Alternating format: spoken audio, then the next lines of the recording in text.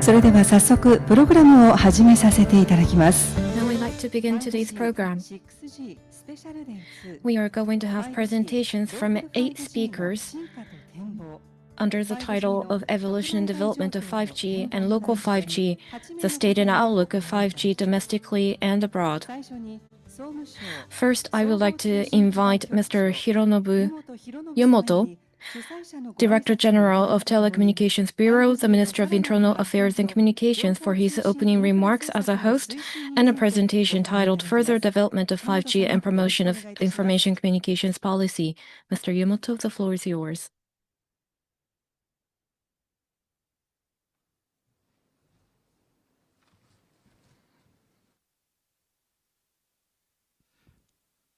Thank you for the kind introduction. My name is Yumoto from the MIC. First of all, this is the day 2 of the 5G 6G special day. I would like to extend my warmest welcome as one of the hosts. During these 2 days, we have attendees from the industry, government, and the academia to discuss various topics, including 5G, 6G, and relationship with AI, so that we can share knowledges and experiences and deepen our understanding. Domestically and abroad, well, we have speakers representing Japan and other countries to discuss the direction of further development of 5G and 6G. That is how we would like to make this 2 days an opportunity. From my side, as you can see on the slide, I would like to speak under the title of Further Development of 5G and Promotion of Information Communication Infrastructure Policy. This is today's agenda. There are 4 points plus 1 at the very end. This is going to be the topic that I will be covering. First is an DX and Innovation Acceleration Plan 2030. This is put together by the MIC and it was announced in this May. Needless to say, Japan is facing a serious challenge of declining population. Economic growth, innovation, regional revitalization are the things that we would like to contribute to. As a game changer, we have great expectation for photoelectric fusion technology. On top of that, data centers, infrastructure, AI utilization are going to be promoted to accelerate DX innovation across Japan. Specifically, we have these items. This is what was announced as the Digital Infrastructure Development Plan 2030. There are 6 key areas. Especially in this era of AI, data center, submarine cable, and AI, they need to be promoted in an integrated manner. With the MITI, we have been working on watt-bit collaboration. Also, as I mentioned earlier, All Photonics Network APN is one of them, and next generation infrastructure and quantum encrypted communications are included too. Also, supporting such technologies, we have infrastructures such as optical fiber, mobile network, and non-terrestrial network, NTN in short, which has been drawing a lot of attention these days. Today, I will be focusing specifically on these mobile network and NTN. This was also announced at around the same time. This is called the Comprehensive Strategy for Overseas Digital Deployment for 2030. I believe our Director Fuda will be speaking about this tomorrow, but this is also our key focus areas. There are 8 of them. We are going to be working on overseas digital deployment under this plan. Based on these plans, we are in a position to promote various policies and measures. And today, as a key topic, I would like to cover these 4 areas related to infrastructure. First of all, infrastructure development for 5G technology. I believe some of you are familiar with this, but regarding mobile communication, this is using 700 megahertz low frequency band to millimeter wave, the higher frequency band. Various frequency bands are allocated to cellular communication. Platinum band can transmit a limited amount of information but can cover a wide area. On the other hand, millimeter wave has high information throughput but has low coverage. This is the image of how the mobile network will be developed in around 2030. By paying attention to these features regarding sub-6 and millimeter wave, we would like to do our best to cope with the current increase of the traffic, and we are also hoping to expand the coverage in terms of area. Until some time ago, sub-6 was thought to be inconvenient, but because of the technological advancement, this has been becoming more and more convenient. That is why we would like to expand the coverage. And in the low traffic area, including non-residential areas, we need to develop a mobile network using various means, including NTN and local 5G. This will also help us expand the coverage. These will be the challenges that we will be addressing going forward. This is the development goal of 5G under the Digital Infrastructure Development Plan 2030. Starting from population coverage, we have these KPIs targeting at 2030. And what we should pay attention to specifically is the penetration of sub-6. By the end of 2030, we are aiming at 95% penetration. Also, SA, standalone. For 5G service, this is a critical concept. For 5G base stations that will be developed using sub-6 and millimeter wave, in principle, all of them will be able to support 5G SA. In terms of road coverage, regarding expressways and national highways, as of the end of 2030, we are targeting at 99% and 100% for expressways. So I have already mentioned NTN several times. Recently, there has been a rapid increase in the use of satellites, especially in the US. And also in Japan, in order to cover remote islands, the sea and mountainous areas in an efficient manner, NTN has been drawing a lot of attention. Regarding satellite constellation, including Starlink, many business providers are already starting their projects. There are countless number of satellites already launched up in the air, servicing us.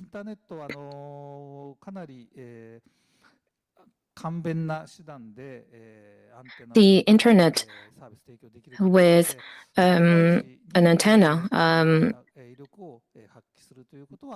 that can be implemented in a very convenient manner. And considering disasters like the earthquake in Noto Peninsula and recently typhoon number 22 caused a great damage in Hachijojima Island. And due to power outage, existing communications went out of service. And there was a need for using Starlink. Also,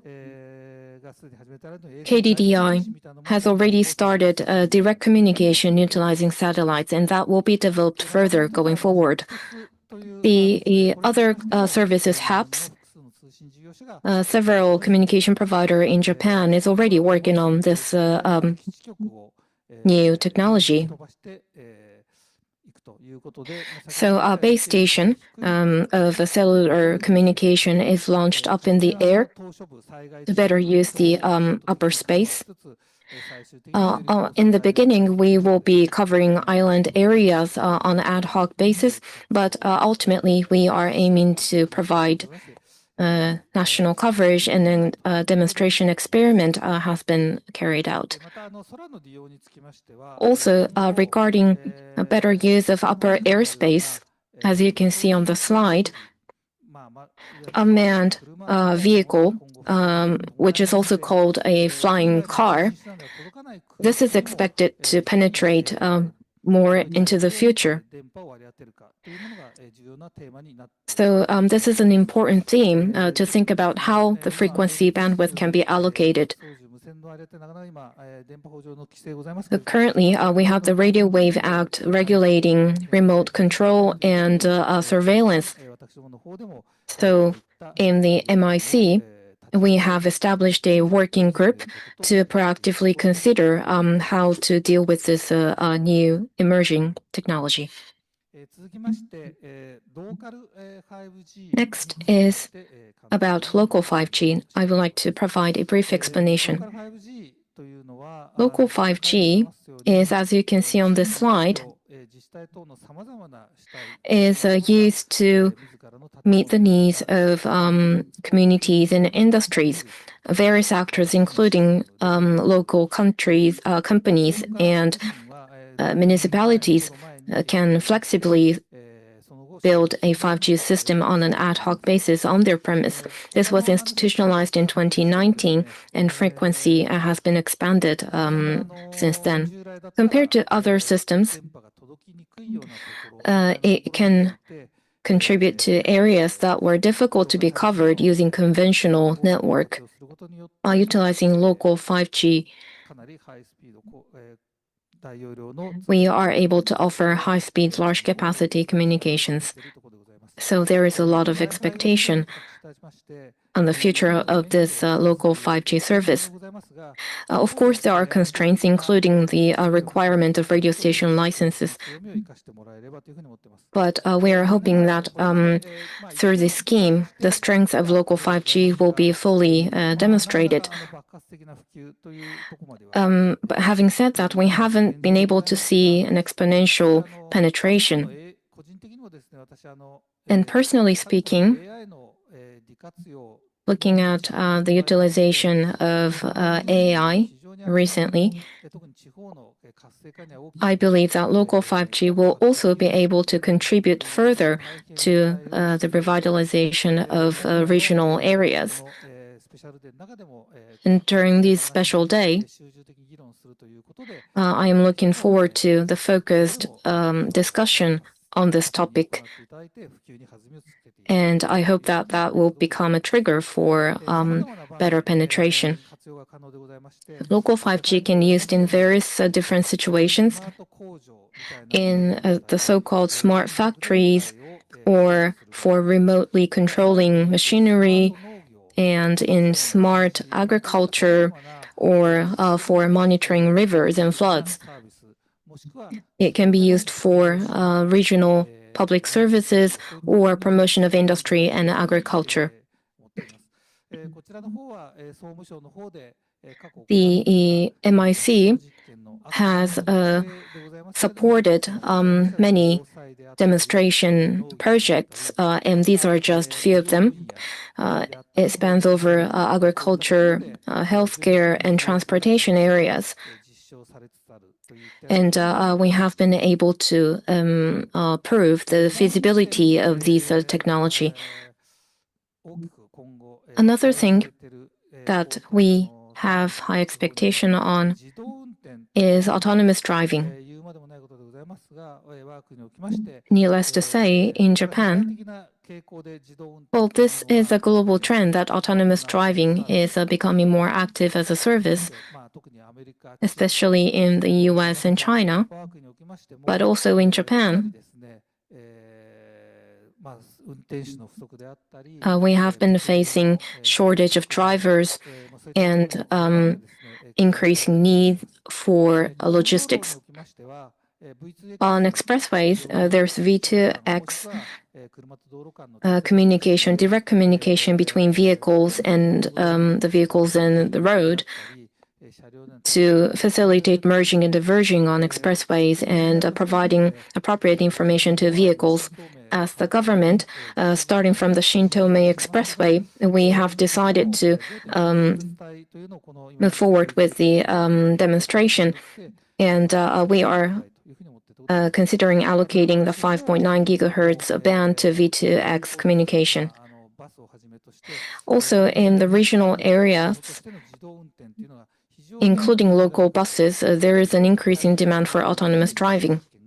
And a demonstration experiment has been carried out in various different areas, especially remote monitoring and providing information of traffic would also require communication infrastructure, and that is where we can contribute to.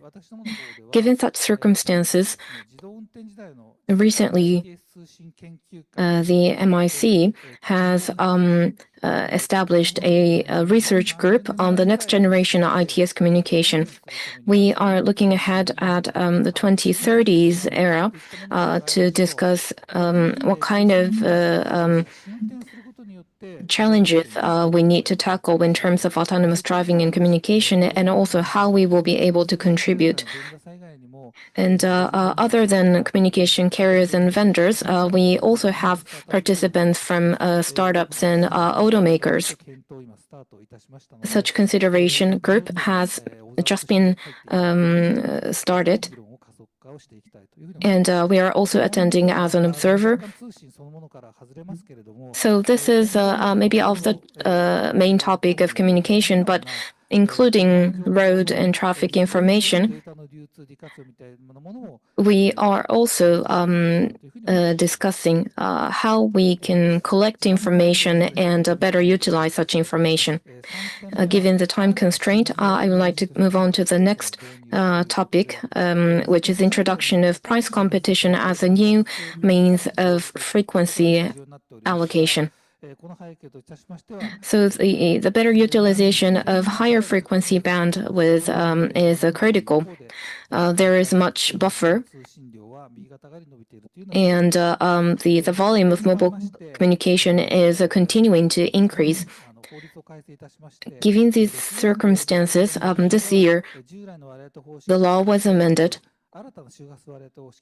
that when in the higher frequency bandwidth above 6 gigahertz, we decided to introduce an auction method to encourage price competition. We are currently designing the scheme, and we have confirmed in our survey that there is an intent to use 26 gigahertz band, so we decided to prepare one national quota and one regional quota, and we are working out the details. The last topic is a promotion of effective utilization of radio wave, adapting to the changes of the social environment. The licensing scheme, the safety of radio waves, from various different aspects we have been considering how we can promote utilization of radio waves. And we are also doing deeper consideration on a wireless technology area. As you can see on this left chart, there is an impact on the incremental GDP by 53 trillion yen if we can achieve the wireless growth scenario. And it is said that this will greatly contribute to the growth of many different industries. When we look at this globally, unfortunately, the market size of a 5G base station is declining slightly, and there is limited attention in Japan.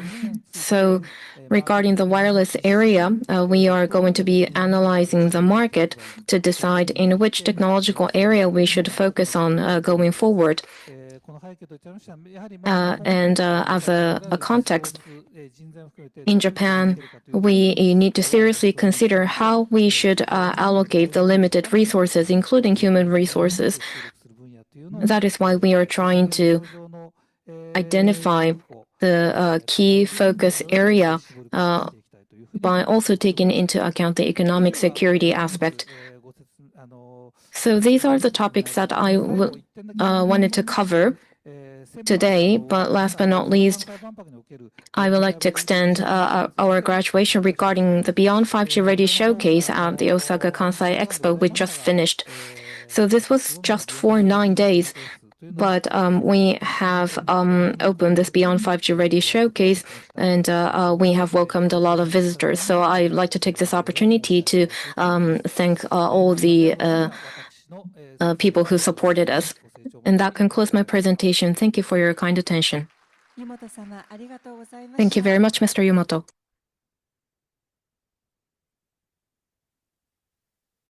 Thank you very much. Now I'd like to invite a speaker from NTT DOCOMO, the Senior Vice President, Executive General Manager of Network Division, Mr. Hikuma Akihiro, who will talk about their work under the title of NTT DOCOMO's 5G Present and Future.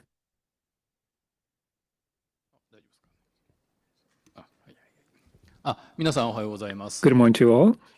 I am Hikuma from NTT DOCOMO.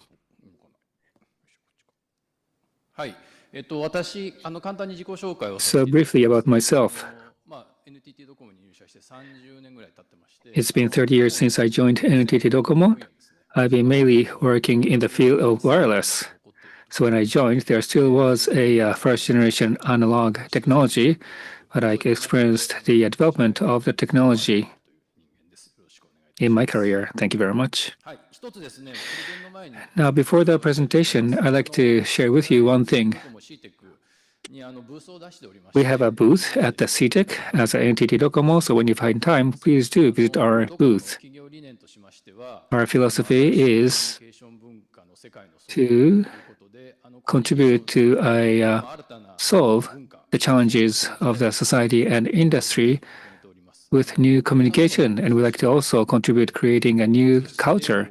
With communication, we are communicating many things, but at this time, we are trying to display a technology to communicate the pain at our booth. I've been feeling a pain, being scolded by my boss, but I like to share such experience with the audience, so please do visit our booth.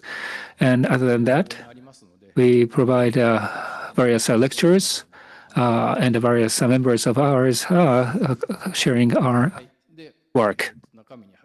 Now going on to the substance.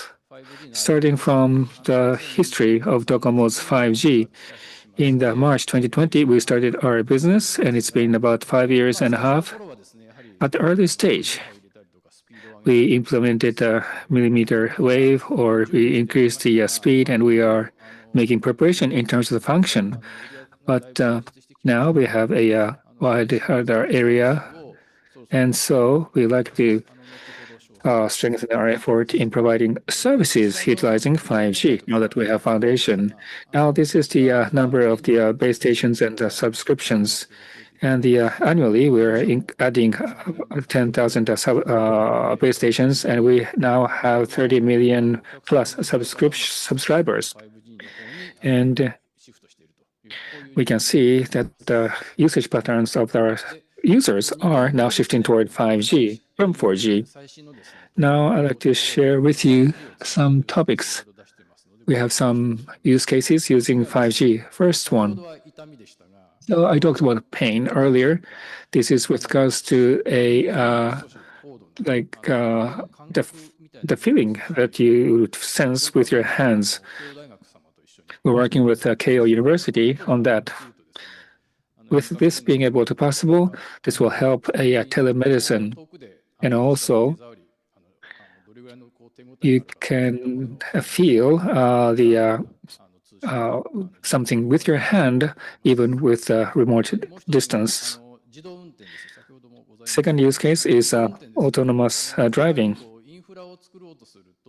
when you are to develop a infrastructure, you have to develop a base stations and you have to equip sensors. And before conducting demonstration, we have to spend much time making preparation. But our idea is to prepare a package of elements that are needed for demonstration utilizing our ION technology so that we can deploy autonomous driving demonstration testing as quickly as possible. So we sell this kind of package as our product. The DOCOMO business is the entity of our group company, which is doing the business. So if you are interested, please do contact us. Now I'd like to talk about standalone. So I'm sure that all of you who are here are very familiar, but the different from NSA, SA is the arrangement where only the 5G element are needed. This is rather simple. And currently, in terms of our business, we are still focusing on NSA, but today, the technology has becoming ready. If you use SA at the area where there is a congestion on the LTE side, you can enjoy a fast, high speed and high capacity. So last month, there was a major event at the National Stadium, and we did test this technology. And with a large number of the audience or visitors, there were congestion, and we were able to demonstrate the strength of the standalone arrangement. Now, moving on to explain to you our efforts for stabilization. This is also to do with the slicing. Before starting the slicing, we are now offering a service called 5G Wide. So it's titled, it does include the word 5G, but this service can be used in the LTE area. So with the prioritized allocation of the resource, the priority can be given to a user. So this is the information. This service has started being offered last April in 2024. Now, the actual use case. Different industries are using this, like, for example, for the transportation, they are using a onboard wireless equipment. But there are certain stations where those transportation customers like to have a stable communication even on their congested station. And we have been receiving many inquiries from transportation, and we have industry, and we have already acquired many orders. And in extension to that, of course, we are aiming at providing a network slicing based services, and we're now making preparation. Network is ready, but in terms of the demand from the customer, rather than whenever, wherever, for sure, many customers are interested in enjoying SA service on an on-spot or ad hoc basis. And so we're making preparation to tune to that demand.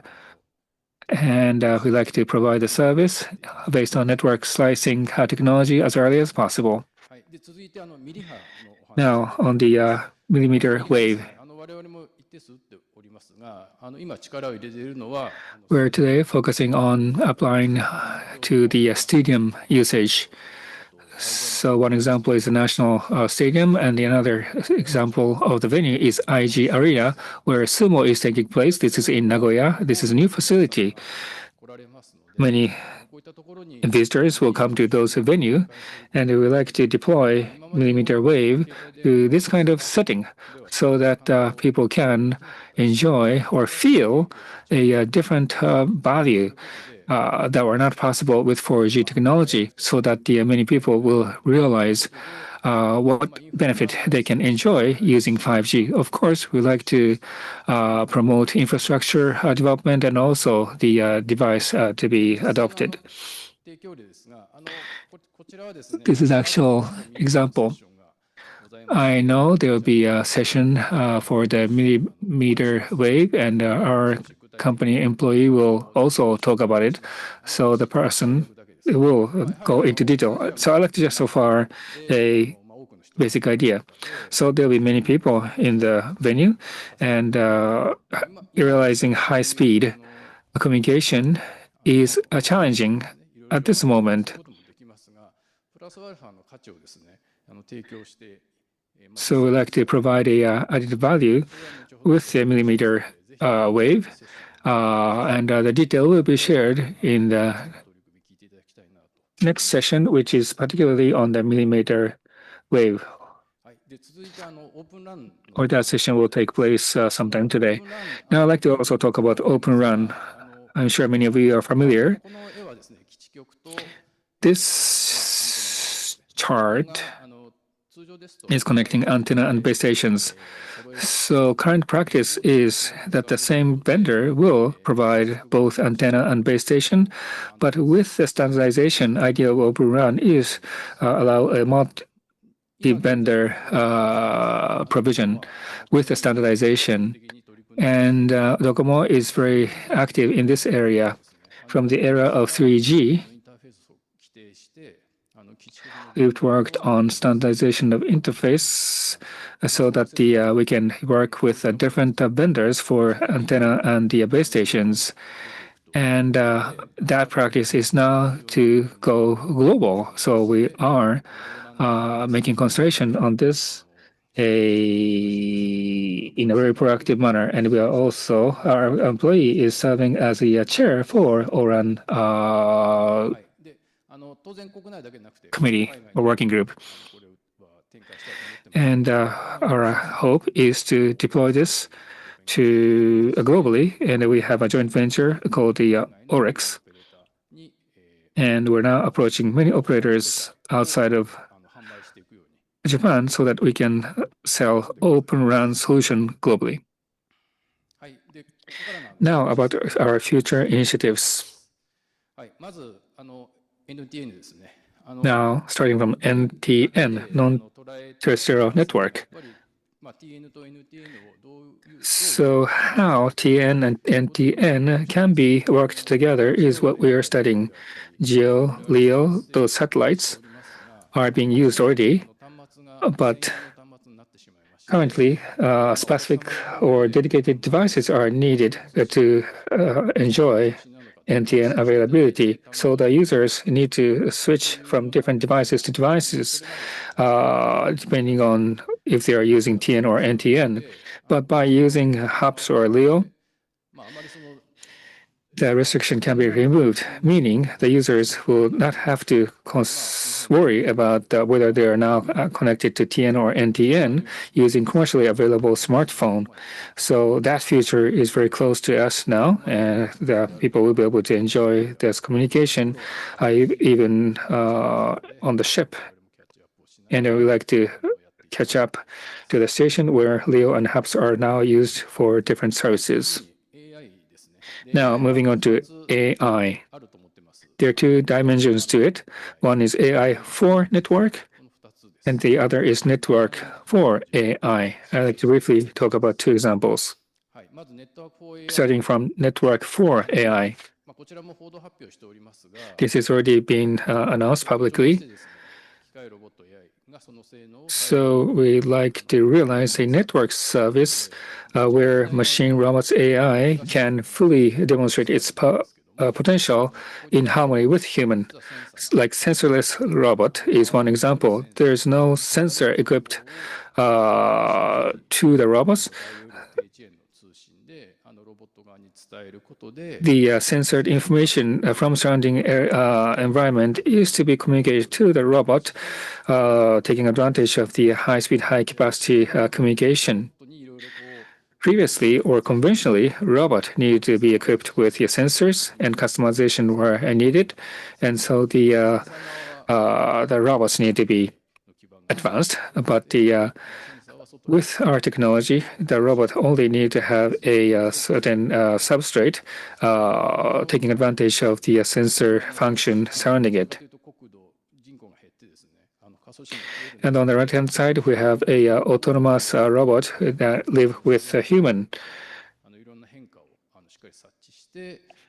by having this robot in the hilly and mountainous area, we can have them operated in an autonomous manner so that the livable environment in such hilly and mountainous area can be maintained using those robots' function. Turning to AI for network.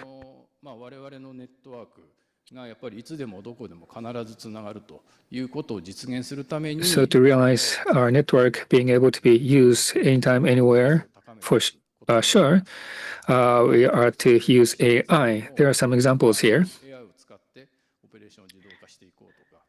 Automating operation utilizing AI or quick recovery from disaster damage or such utilizing AI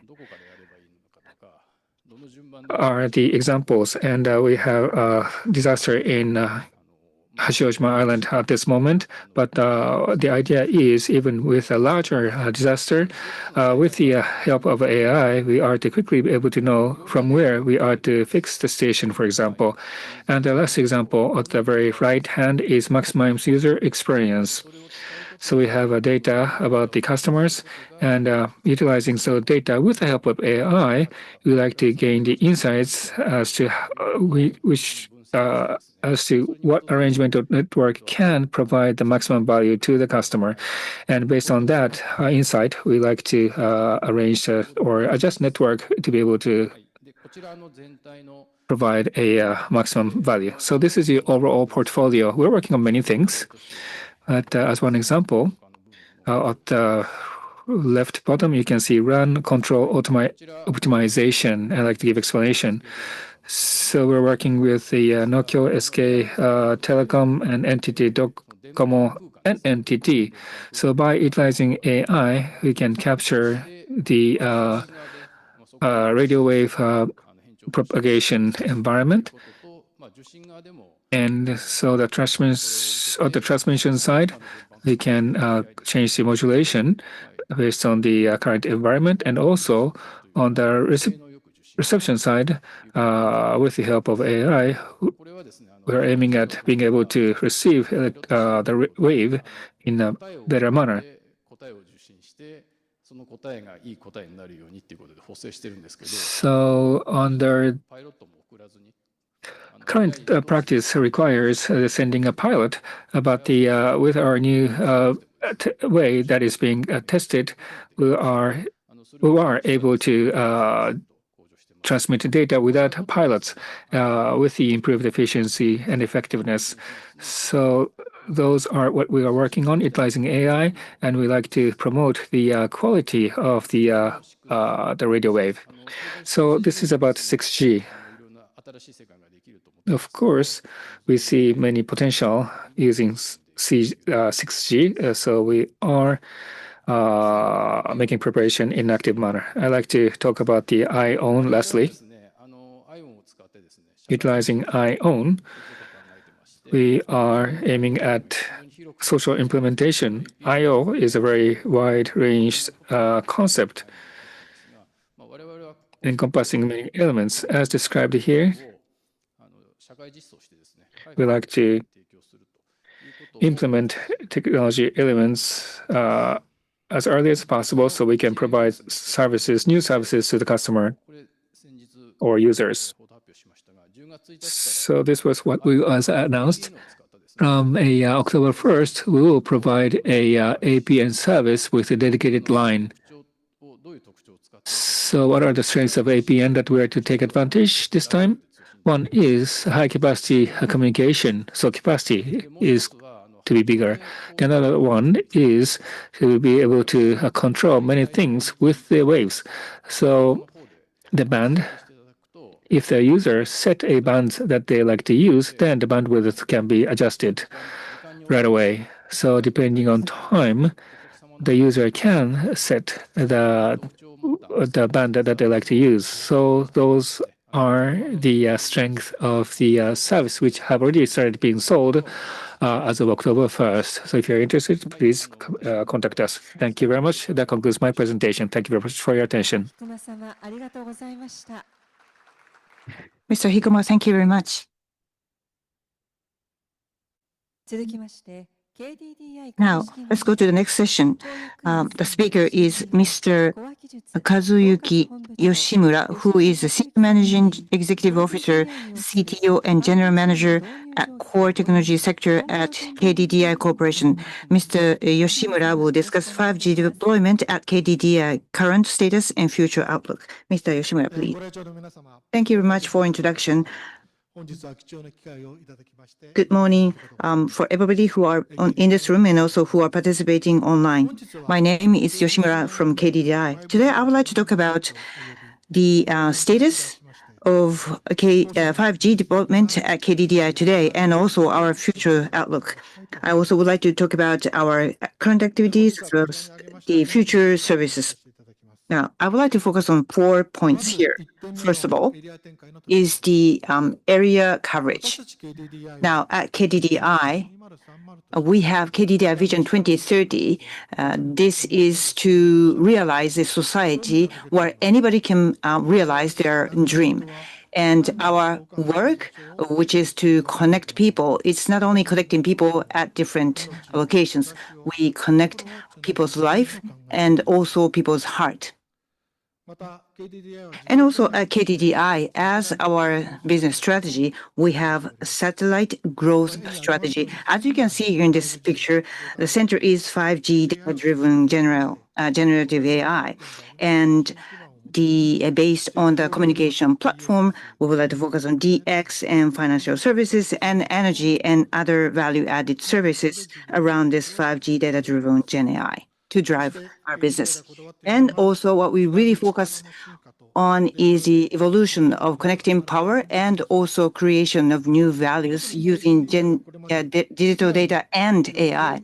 Now, so far, we have really focusing on better communications, and we have been really even obsessed with the quality of the communication. And so in order to ensure our future growth, we, of course, will continue to focus on the higher quality of the communication in order to realize the evolution of connecting power. Now, at KDDI, under the slogan of connecting people, we have expanded the area coverage and also area quality improvement. As the 5G rollout becomes more full-fledged way, we are deploying sub-6 gigahertz base stations, and in all those sub-6 gigahertz substations, we are providing 5G SA services to provide very stable communication to people. And also, we have the largest number of sub-6 gigahertz base stations, and also we are also using the reformed 4G spectrum in order to provide very stable and wide coverage to the users. Now, not only deploying the base stations, we are also trying to enhance the perceived quality for the users. In order to provide a superb experience, we are using big data, including customers' voice and also other type of big data. We are also adding the third-party institutions' data and also using AI analysis and automation. We are providing more and more improvement measures in places. In the past 1 year, we have implemented more than 100 improvement measures. We will continue to use the technical advancement and also objective feedback from customers and also from the third party to enhance the perceived quality. To do this, also, we are now providing the massive MIMO technology to enhance the perceived quality. In the past, when there was a deterioration of the signals, we improved the massive, but we have introduced massive MIMO too, and then now we have the 1.6 times greater the speed of the communication. And also, if you see on the right side, you see the dual band massive MIMO, where we can take advantage of carrier aggregation. And by doing carrier aggregation, we are able to combine plural number of bands. And now, as a result, we can achieve twice as fast as the telecommunications speed that we used to enjoy. Now, I would like to talk about monetization effort. Now, we have working on the 5G network quality, and using that, we are trying to provide even more stable communications. And we launched this au 5G fast lane service. Now, this service is the service that will prioritize on the au 5G fast lane subscribers with more radio resources so that they can continue to enjoy very stable and fast communication even there is a congestion in the propagation path. And at the time of the congestion, in comparison with non-au 5G fast lane subscribers, you can enjoy 2 times greater the speed. And of course, for the other types of customers, we have improved the speed. This is all the result of the high quality that can be only available in 5G.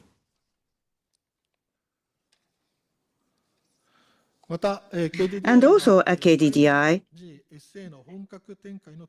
as an example of 5G SAs, we are using 5G SA slicing to provide the video transmission solutions for broadcasters. This is perfect fit for sports broadcasts and also outdoor event live streaming.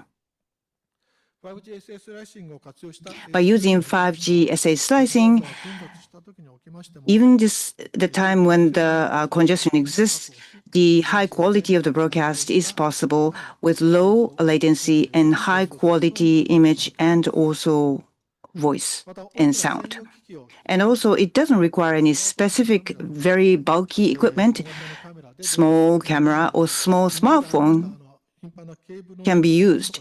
So you don't have to worry about cabling or other equipment worries and enjoy live streaming and sport broadcast. For example, on the right side, you see the live streaming of a festival in Okinawa, and actually the person who was taking the video was within the crowd, and this was all possible thanks to the 5G SA slicing. And also, our subsidiaries KDDI Smart Drone work with us to operate UAV using 5G SA slicing dedicated to UAEs, the drones. And we actually did the POV. And in this POC, we transmitted the captured image and sent it to another server despite of the congestion. And so we are considering the 5G SA slicing for different use cases. So now I would like to talk about item number 3, which is our new initiatives. Now, cellular phone is now used in many different use cases, and mobile traffic is destined to grow. If you go to Shibuya or Shinjuku stations, you see the congestion of the radios. And there we have sub-6 GHz 2 waves, but from 2026 to 2030, the traffic is going to increase beyond what we can accommodate today. So we would like to plan to use millimeter wave as a solution, but because of the millimeter wave characteristics, you cannot cover the entire area if you only have single or few number of the substations or the base stations. So to solve this issue, for the first time in the world, we are going to use the area coverage expansion in millimeter wave communication by a radio relay technology. Using this relay equipment, you can connect the base stations in a mesh manners, and then you will be able to cover a wide area. Today, unlike the traditional way of millimeter wave, each base station can act both transmitter and receivers, and it can receive, it will listen to waves, and when we receive the most strong signal, it will relay it to other base stations. And also, if one path or link is lost, there will be an automatic switch over to another base station. So this will solve the issues due to the millimeter wave, which is very difficult or weak against obstructions. So we believe that we can accommodate a different environment, especially because the base station is very compact. And we have introduced this relay. This is the west side of Shinjuku stations, which has a lot of high subscribers. And in the past, it had only 33% coverage of the millimeter wave, but thanks to the placement of such small compact millimeter wave relays, it can now cover 99%. And also we actually located these relays on the street lamps, which are actually owned by Tokyo Metropolitan Office or other public organizations. Another example of millimeter wave was seen in Osaka Expo, and we placed this millimeter wave base stations that I talked about in the crowded area in the expo. And within the event venue, the uplink was as fast as, for example, 400 mega. And also you can see on the right side, the millimeter wave data is now expanded by 8 times than before. And because some of the load went to millimeter wave, the overall communication improved, which resulted in the better perceived quality of the communication for the users in place. And also, this is not only for the solution where the communication improvement was perceived, but also because of the millimeter wave is different than the others, we can accommodate more areas. For example, in stations or in airport, sometimes you wait there and you want to download a music video, for example, or movie, so that you can enjoy it during the time we are on the train or airport. And also, we would like to use this for the large-scale stadium event being broadcasted to different places. And so we do believe that at KDDI, and working with Kyocera, we are working on this, and I do hope that you will listen to our joint presentation later on within this event. Now, talking about mobile network, the population coverage is more than 99.5% today, but unfortunately, in terms of the area coverage, it is just around 50%. Important infrastructure is mobile communication, so this has to be available everywhere. And because of this, we started au Starlink Direct in April this year, and in September, the connection reached more than 2.2 million. And also the satellite mobile communication started in this year. Now, in this communication, we're using current communication that we have to link with the Starlink satellite. So wherever you can see the sky, you can enjoy this communication. And smartphone will talk to the LEO directly, which is about 340 kilometers, and through the Starlink, which is about 550 kilometers above the ground, to talk to the ground station. And we're using the same frequency as we're using on terrestrial communication, and so the wave you're using in the current terrestrial communication and also through the satellite, the area tuning was carefully done to avoid any interference from the ground stations, for example. Also, we are working with partner companies more and more. For example, in May, we worked with Yamaneko, which is a mountain rescue company, and also Nagano Police, so that through the au Starlink, we now are able to get the location data and also distressed situation data, even in the poorly served area. In the past, the no signal area blocked people to communicate, but now thanks to this service, we can provide the very fast first response and has resulted in better survival rate. And also, let me show you actually how this is possible. This is a mountainous area in Gunma Prefecture. This is under signal served area. And it says on the screen, AU Smart Link. And in most cases, we were able to actually reach the satellite in our test.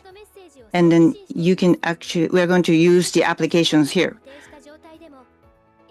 And on the dashboard, AU Starlink service was possible to be used. And also you can actually search the location using Google Map, and also you can start the navigation.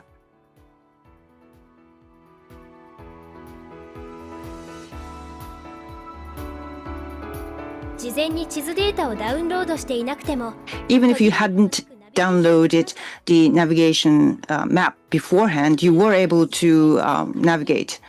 And then you can actually confirm where you are on a Google Map, and then you can search for the destination.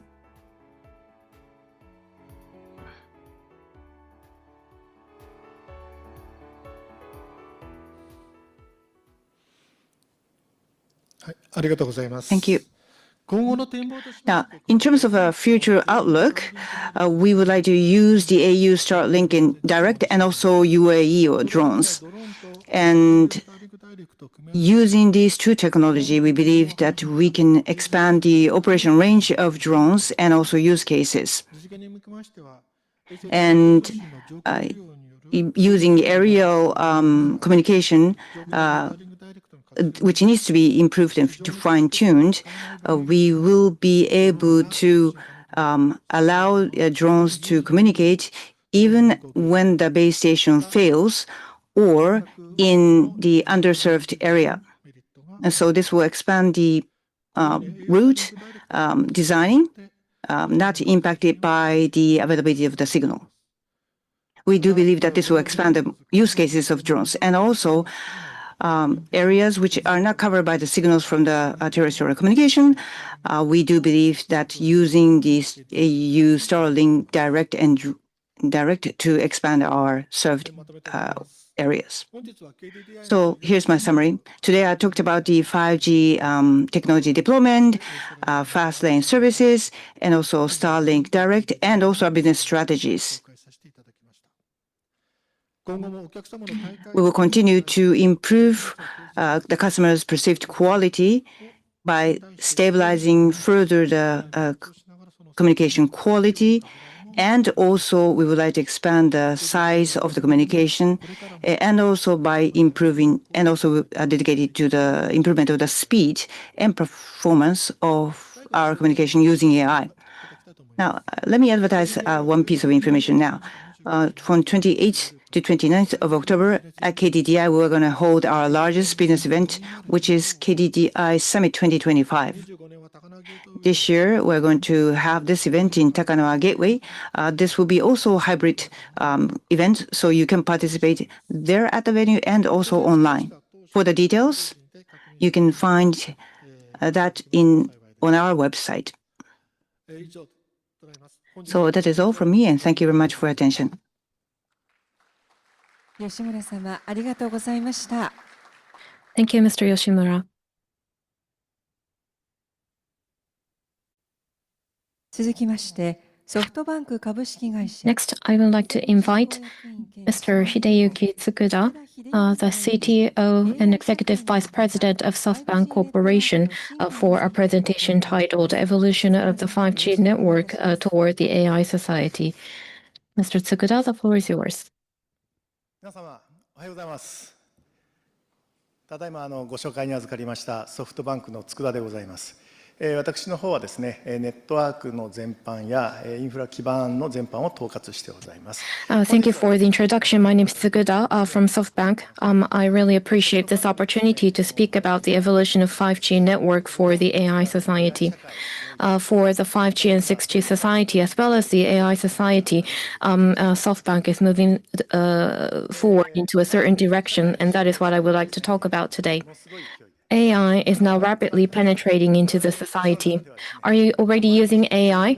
Internally at SoftBank, almost everyone is using AI on a daily basis. That has been a mission given from Mr. Song. And AI can be used for many different things, for searching, and ultimately AI can become our partner. Going forward, in a society with further penetration of AI, many services will become indispensable, as well as the communication. AI is like the brain of a human, and communication is the veins, the blood veins, and data is the flowing blood. All of these factors are critical.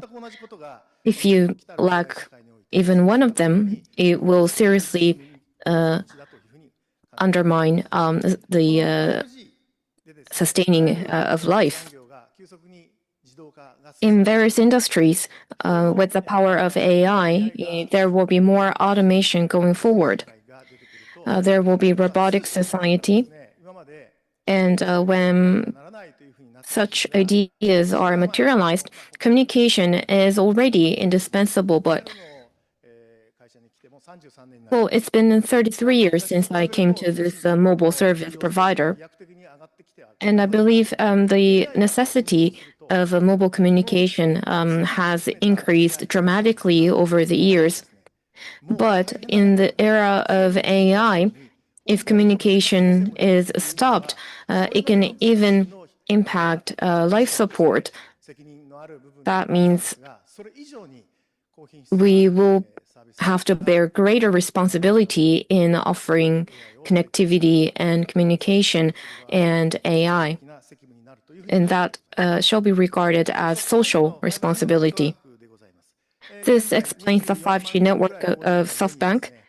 We have about over 240,000 4G base stations with over 100,000 5G base stations, and this is the plan to increase.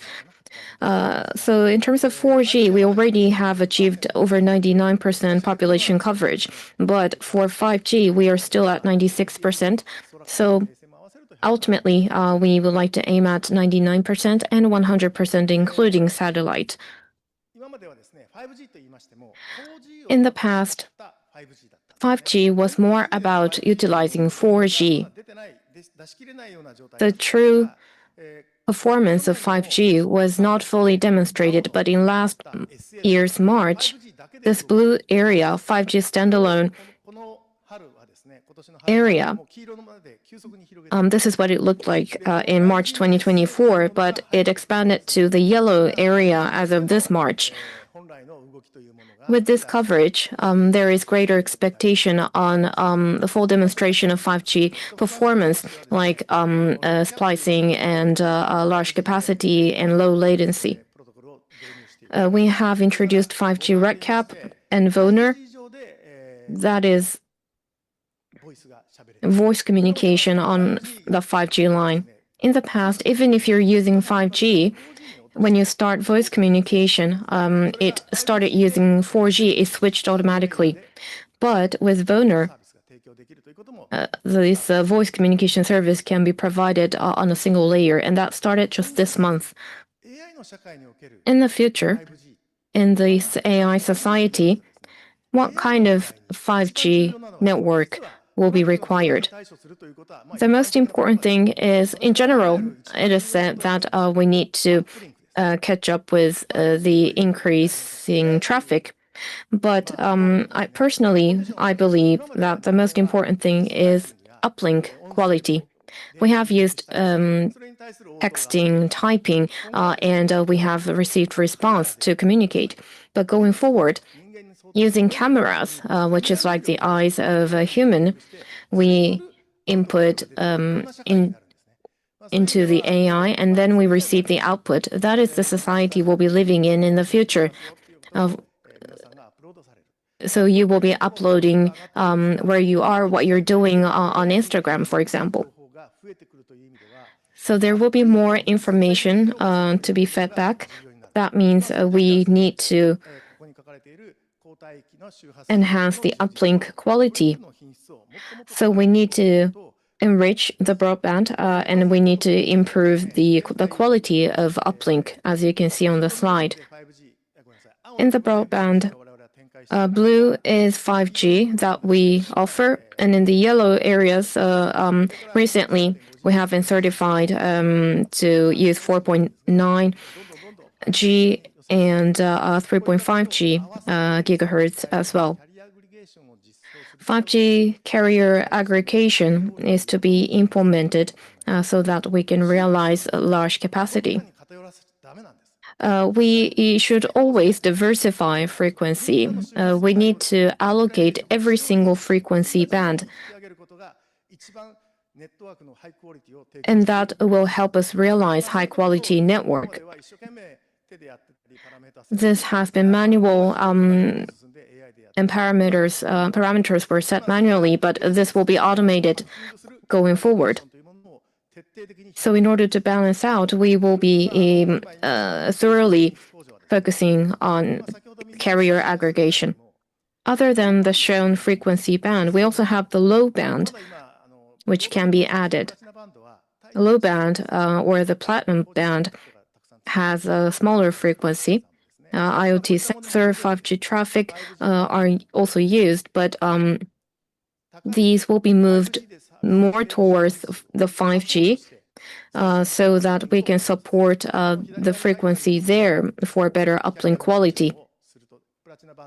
With carrier aggregation for platinum band, compared to the standalone status, the speed can be increased by 1.5 times. And on the right-hand side, we have a high power UE. That means, well, 3GPP regulates this, but we can make this higher power so that we can improve the throughput by 30 or 40%. What I mean here is from device to base stations, there is a very limited power to send signals.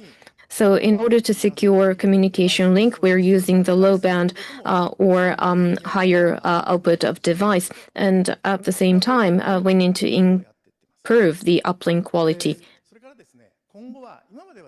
Also, in the past, base stations consisted of amplifiers and the brain.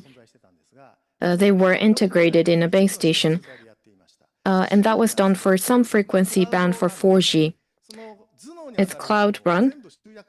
And we are now consolidating the brain. And we only have to install amplifiers on the actual site. That means by cluster of base stations, we can harmonize all the base stations. This is to avoid concentration in certain base stations.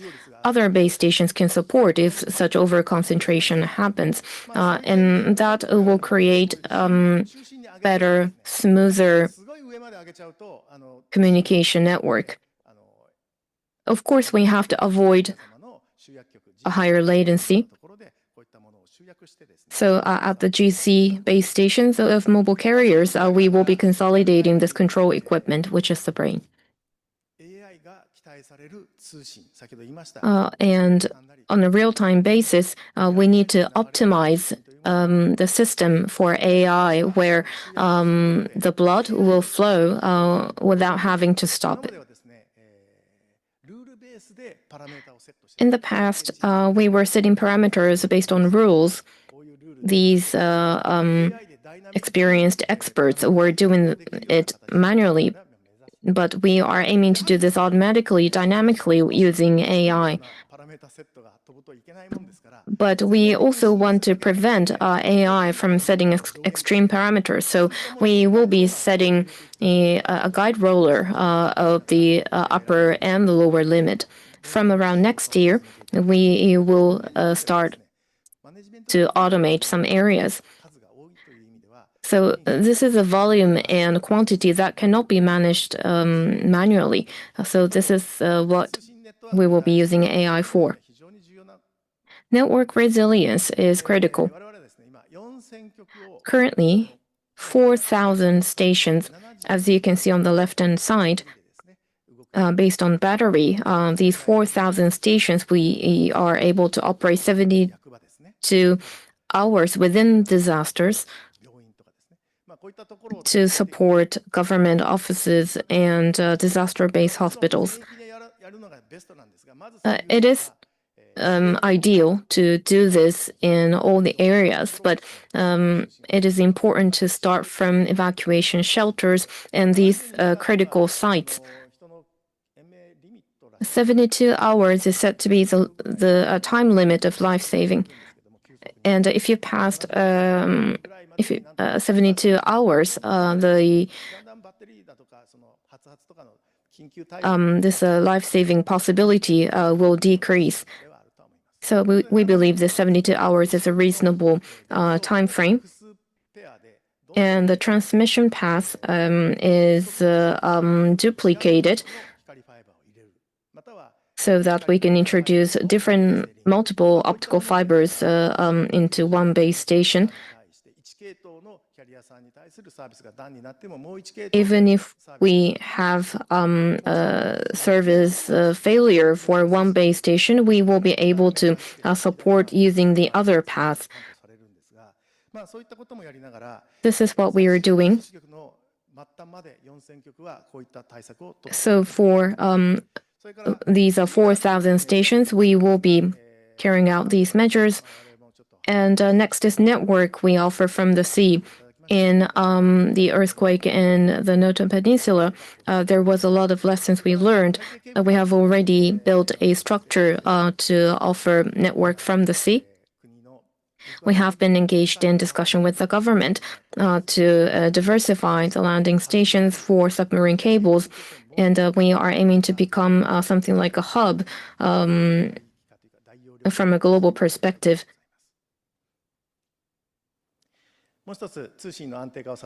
Another thing that is important for stable communication is HAPS.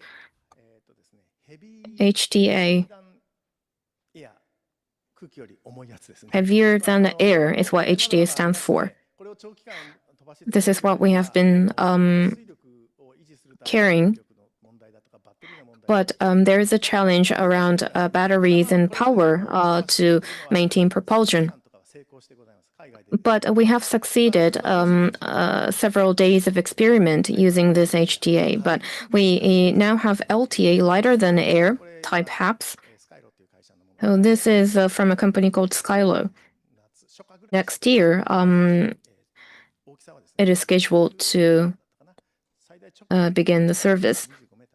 I believe the length was around 25 meters, and there is a high payload because it is a balloon. But it requires a difficult control to offer network in a fixed point. But we are also working on network provision from the air. So from this page, I would like to talk about building network for the next generation. There will be a significant increase in the computing volume along with the AI penetration. So Tera is 1 trillion.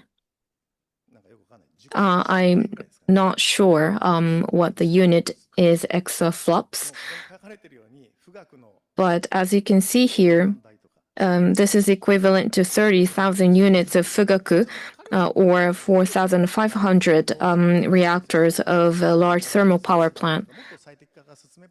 If optimization and neural processing are promoted, of course, we will require lower power. But At least for now, this is what we are expecting. I would like to briefly talk about the design and the architecture. It needs to be low latency, and AI will become indispensable, so it requires higher reliability of communication and network.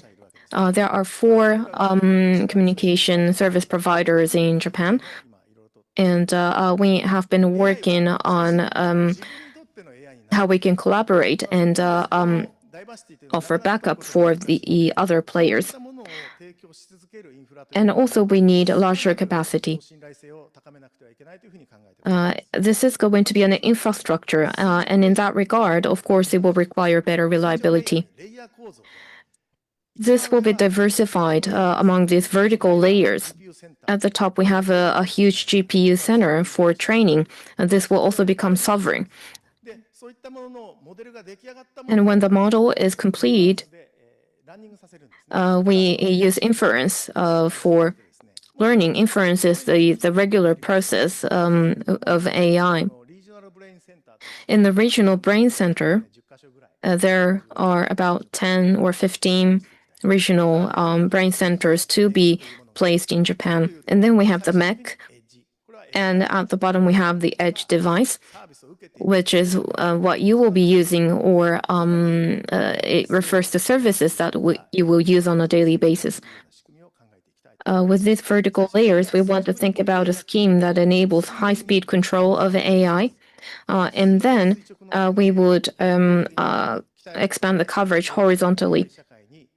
With these combination, we are aiming to continue to offer reliability to this upcoming AI society. The largest brain center is being built in Tomakomai in Hokkaido currently. This is scheduled to open in 2026. This is going to be the largest GPU server center. In Sakai, Osaka, where Sharp used to have their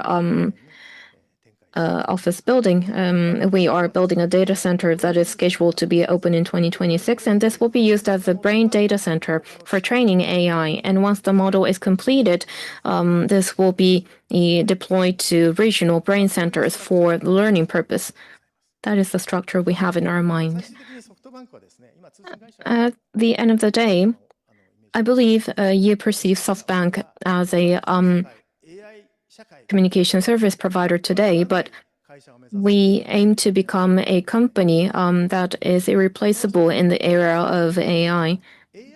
As one of our measures, well, this slide talks about AI computing resource infrastructure, and then we have RAN and AI. So we will be AI or GPU for processing via computing using AI. This is already proved in a proof of concept, and this will be used on a shared platform.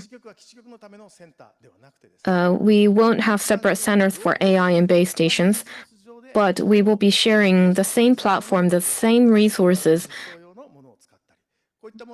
for customer implementation and our implementation.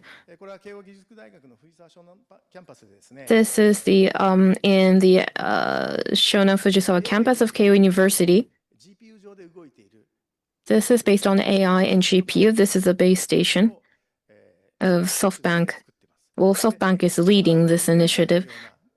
As you can see on the right-hand side, well, this is just a brief example, but there's a car that's driving, and when the system module breaks down, Edge AI can do the processing instead, and the data from the camera will be uploaded for automatic control.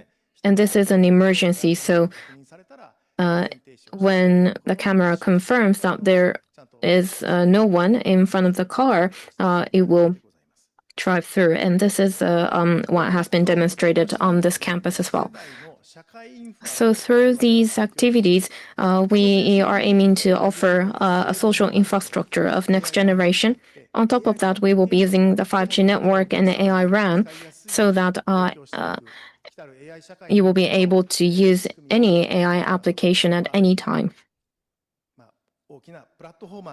As a major platformer for AI, SoftBank is currently aiming to structure the society. And that concludes my presentation. Thank you for your attention. Thank you, Mr. Tsukuda.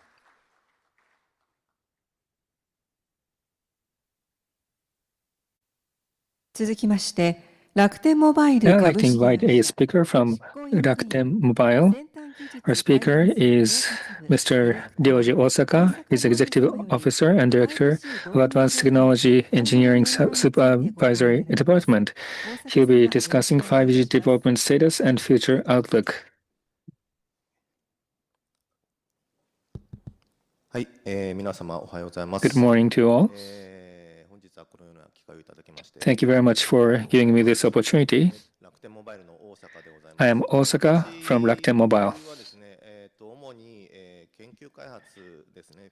I've been mainly working on R&D in relation to 5G and beyond 5G. 話題になっております NTN 関係ですね。 Also about NTN, including a direct satellite communication, and also in relation to frequency allocation and maintenance and operation in relation to radio wave. I'd like to talk about the 5G deployment status and future outlook. We are relatively a newcomer, so we'd like to first introduce Rakuten Group, and then I'd like to talk about our status of 5G deployment. Starting from the overview of the group, you may be aware, but Rakuten Mobile is a part of the Rakuten ecosystem, and cross-use rate is quite high, of 77%. So Rakuten Mobile is to be a driver working together with other ecosystem elements. Now, in terms of the revenue breakdown, the mobile segment accounts for 16.7% for the group revenue. So gradually, the percentage is increasing. So this is the history of the Rakuten Mobile. In 2014, October of the year, we started MVNO. That was our starting point. And in 2020, April, we provided a service as a MNO service in full-fledged manner. And as shown in the area close to the bottom, as of September, our subscription number is 9.3 million. And starting October, we will start providing Rakuten Saikyo U-Next plan, which has already started this month. So this is to combine the different services.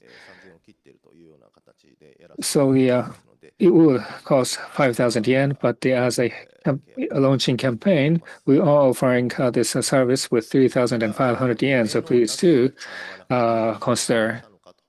Now, why did we come into the MNO? Well, we were MVNO player, but flexibility is where we gave importance to, meaning flexible operation or flexible service provision. To provide them, there were some restrictions if we remain to be MVNO. By moving to the MNO, we were able to offer attractive services with a reasonable price. Now, this is the triangle strategy of the Rakuten Group. With a mobile business as one of the carrier, we are to contribute to the global deployment and ecosystem collaboration. And in terms of global deployment, we are to do it through Rakuten Symphony. So we are working under this strategy. Now, on a different note, if you can look at the left-hand side, the full virtualized network is what we're working on. And also, in terms of Open Run, we are making efforts there. The CapEx reduction, OpEx reduction effects have already been materialized. And in addition to that,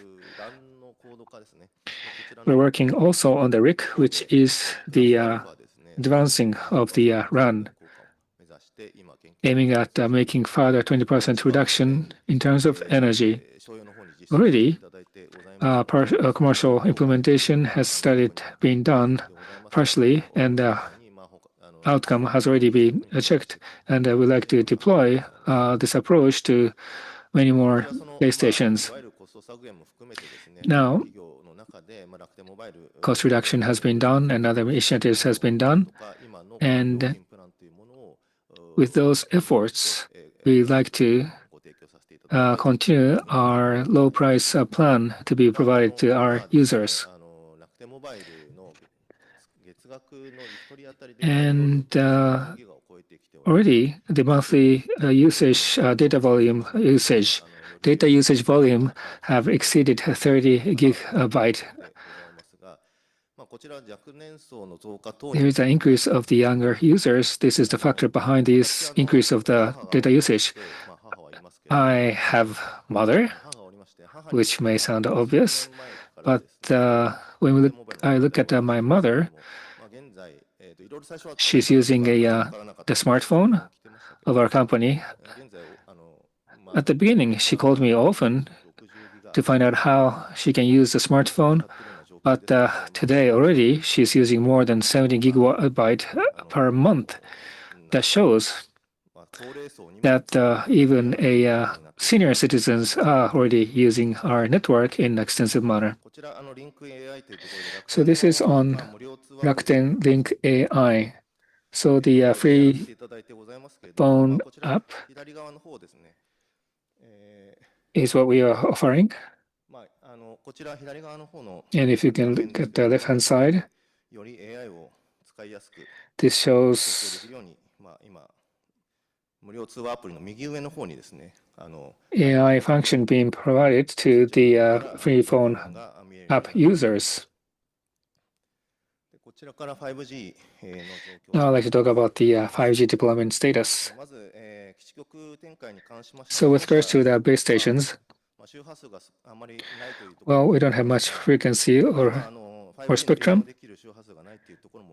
We don't have a spectrum that can be used for a 5G, and so we are accelerating the number of the base stations compatible to Sub-6. And due to the relaxation of coordination conditions with the interface with satellite communication, we are being able to expand the area coverage, and we're able to achieve our target ahead of the schedule for Kanto. And on the West Japan side, we have expanded the coverage area due to the transmission power. And this is the shows the adoption of the massive MIMO. This is technology to provide a higher speed service, and at more than 80% of the 5G network, we adopt massive MIMO. I'd like to talk about our current research and development efforts. The first example, as I touched upon earlier, we're working on advancing the RAN. Left-hand side is about RIC or RIC, not just the security as shown on the left-hand side. We're also working on a realistic power saving, which is shown on the right-hand side. Both are to do with RIC. The RIC is a technology that can be applied to many usages or applications. One example of which is for the disaster situation. The other speaker have touched upon the response to the power outage situation. In such situation, if we use RIC or RIC under the station where the battery of the base stations have started being deteriorated, the power requirement can be lowered. And the bandwidth, which is normally operated with a 20 meg hertz bandwidth, can be shortened to 5 megawatts so that the battery of the life can be extended. So that is one of the example of the advantage that we can achieve by using RIC. And next is on the automation related to Open RAN integration. We are now deploying Open RAN in series, and this is to do with the verification testing. So RU, CU, DU are offered as a package, but under the Open RAN scheme, the RU and CU, DU can be offered separately, and we are also procuring those functions or equipment from different vendors. And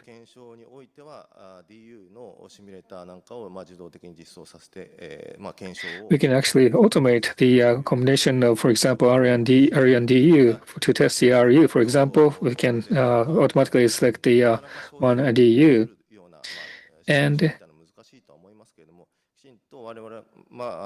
I understand that the simulating for the commercial environment would be challenging, but by utilizing raw data, we would like to utilize the simulator in the tested environment so that we can conduct a test in a situation which is with high resemblance to the real world.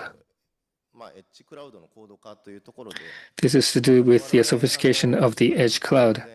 From the beginning, we have achieved a full virtualization, but we have a Rakuten Cloud native platform. This is the name of our product.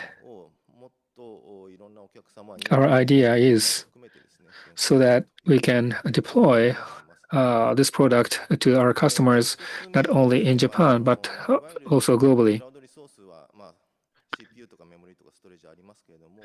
There are different cloud resources like CPU, memory, or storage, but not just collaborating with each cloud, but with the collaborating with the central cloud, the efficiency can be achieved. And if you can look at the second box on the right-hand side, we could aim at optimizing each platform so that resource can be allocated efficiently depending on the apps to be used so that we can streamline or lower the burden. And lastly, the third box on the right-hand side. Today, containerization, not just the virtualization, is the trend for the R&D, and there is a container and virtualized machine both working together. And what we are working on is in our research and development is to integrate the container platform and virtualized platform together. So we are aiming at coming up with the integrated platform that can use both container platform and virtualization platform at the same time in collaboration. And this is the autonomous driving project, which was adopted as a project by the Ministry of Internal Affairs and Communication. So rather than having a normal or regular base station, which costs a lot and require time to build, our hypothesis is the following. When it comes to a hilly and mountainous area, we are to utilize a LTE repeaters instead of the having a large number of base stations, which is to amplify radio wave from base stations to allow autonomous driving in the area with a difficult condition, such as hilly and mountainous area. And also, what is also aimed at is to continue stable connection under a congested communication environment, potentially by adjusting the video quality when it comes to a image transmission. And the last aim under this project is the vehicle control. For example, the station, which is the outside of the view of the vehicle, can be sensed by the surrounding sensors on the roadside for the information to be shared with vehicle, and we are working on the R&D for this application as well. So this slide is also another project which was adopted by Ministry of International Affairs and Communication. This is on the edge solution. So surveillance camera image is what to be dealt with. So we're considering a verification at a stadium. So there are surveillance camera in the stadium equipped in the area where people don't usually come in. The scenario is the following. So there will be an algorithm which is to detect a person who is not authorized to approach a certain area. Then those information is to be sent to a center, and then AI in the center will summarize the data or information from different surveillance cameras in the venue, and then the summary will be communicated to a security personnel at the venue. What could possibly be done is to follow a suspicious person moving in the venue by connecting data from different cameras, giving an ID to a single individual. So the analysis will be made as to where this person is moving toward, and then such information can be sent to the security personnel, and that is what we are now testing. Now, lastly, I'd like to talk about our initiatives related to NTN. Rakuten Saikyo Eisei Service is the service which is to start in the fourth quarter next year, which is to do with the satellite communication, and we're now making various preparations, and we are making examinations so that we can start the service next year in the fourth quarter. This is the network configuration. So we are to use the satellite provided by AST company. In this example, what is characteristic about our initiative is on the side of ENB or base station, the control is to be done from the base station or our company. The satellite will only have a feeder link and service link information being handled, and so the needed corrections will be done from the base station side. So, as I mentioned at the onset, when I explained our move from MVNO to MNO, we give importance to flexibility, and with this arrangement, we can aim at enjoying high flexibility. Now, with this satellite-used service, we are aiming at drastically expand our area coverage from 70 to close to 100% so that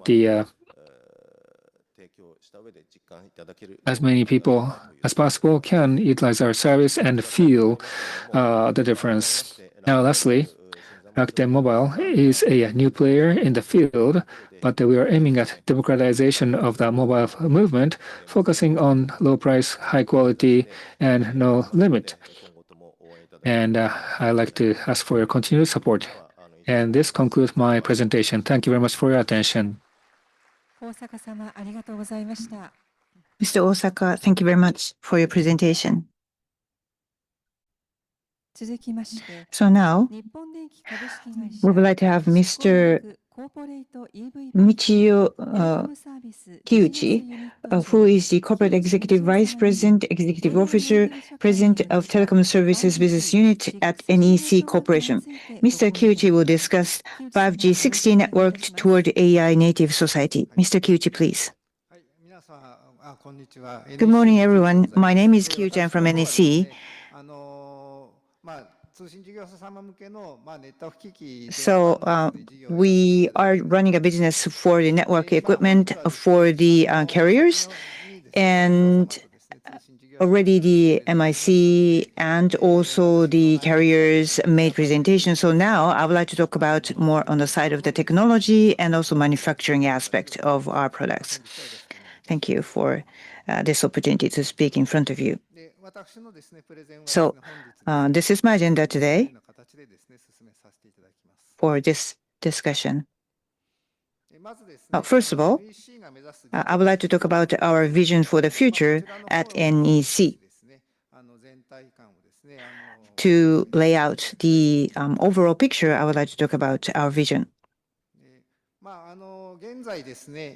Now, when you look at the society today, we are really feeling a lot of uncertainties in our life. So from the manufacturer's point of view, this is the time that we would like to solve uncertainties and other issues through our technologies. And one of the major roles here probably will be played by the use of AI.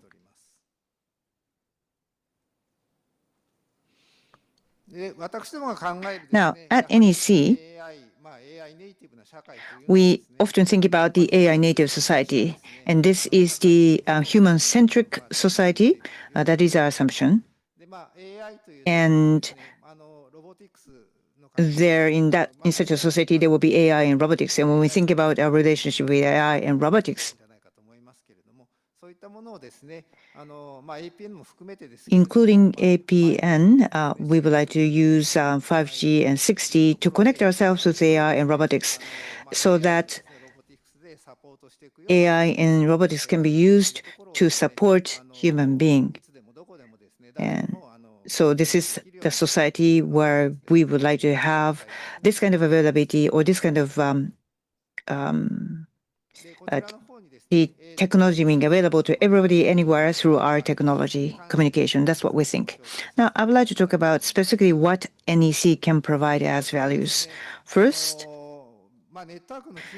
these days, the network functions are being more and more software defined, and that is actually a necessary element for the AI native societies. When you look at the history of technology, often when you look at the evolution of the semiconductors, more generic products will shift to more dedicated items, and also from the low-end items will probably be shifted to more high-end items. For example, as an example, NVIDIA graphic engine used to be something for calculation for the polygons for the games, but nowadays it has evolved into something that can be used in an AI data center.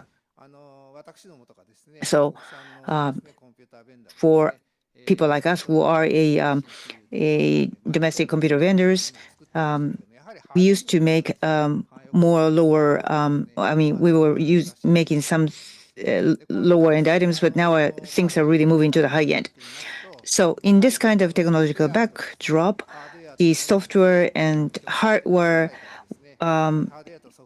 needs to be separated. It used to be integrated, but now there are more and more separate, and software will focus on the functionality where the hardware provides the performance. And we do believe this is a separation between the software and hardware, and also the responsibility sharing between the two will also happen in network. When we think about the technology that we should provide to the future is for the software side first. Well, of course, we are going to incorporate more and more AI into the technology, so things have to be more software defined, and things such as the control of the power or the resilience, for example, the automatic failover and restoration will be software defined, and we do believe that these kind of technology will be expanded more in Japan so that it can be one of the strengths of the country. On the side of the hardware technology, the role of the hardware is to transmit huge capacity of information over long distance with the smallest power. So it can be circuit technology, it can be optical technology. So using those technologies, high capacity, long distance, high efficiency, low latency transmission needs to be developed. Now, this is the Open RAN related technology. The beauty of the Open RAN technology, or the beauty of the software-defined network, is every 10 years, technology is being changed.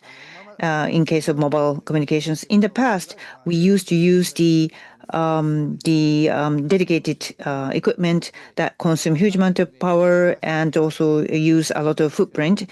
And so every time new generation comes, we had to make something smaller and also more lower power source. But every time, because of this generation change, we are able to adopt new flexibility. And for example, in some environment, people are running the technology of different generations, but the consumed power and broader bandwidth needs to be prioritized. And in order to really pursue these two, you need to adopt new technologies such as this. And Open RAN technology does allow that flexibility. Now, when we talk about the RAN, you first get the frequency band allocated to you, and then you try to monetize from it. But time to monetization is necessary because you have to first construct the base stations, and you do the test and roll out the services. So you want to shorten the time to monetization, of course. And also these days, the labor is shrinking. So physical work and logical work can be separated in order, and if you could do that, then you can reduce the time for construction. And actually, we do believe that we can shrink the time for the mobile infrastructure build-up time by 55%. Now, this is a case of the agentic AI and how it can be used for operation or development of the work through automation. And so level 5 of automation, autonomous network, is the target for our effort in this area. So what we want to do is we input the intent, which is the company strategy, and we combine different AI models. Some of them probably will be focusing on the specific domains. And then because of through this effort, you will be able to automatically create tasks, and they can be automatically executed. And in our case, by 2030, we would like to implement this kind of level 5 operation automation using agentic AI for our network. Now, this is about the AI RAN. This has been talked about from different carriers already. And the RAN resource and AI resource can be placed on the same server, sharing the same CPU resources.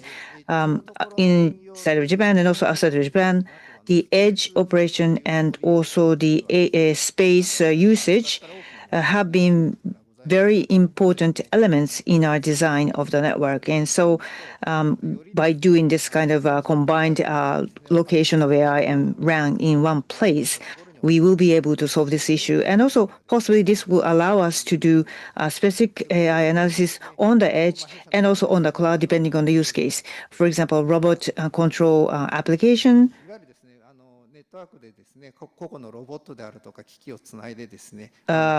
is an area.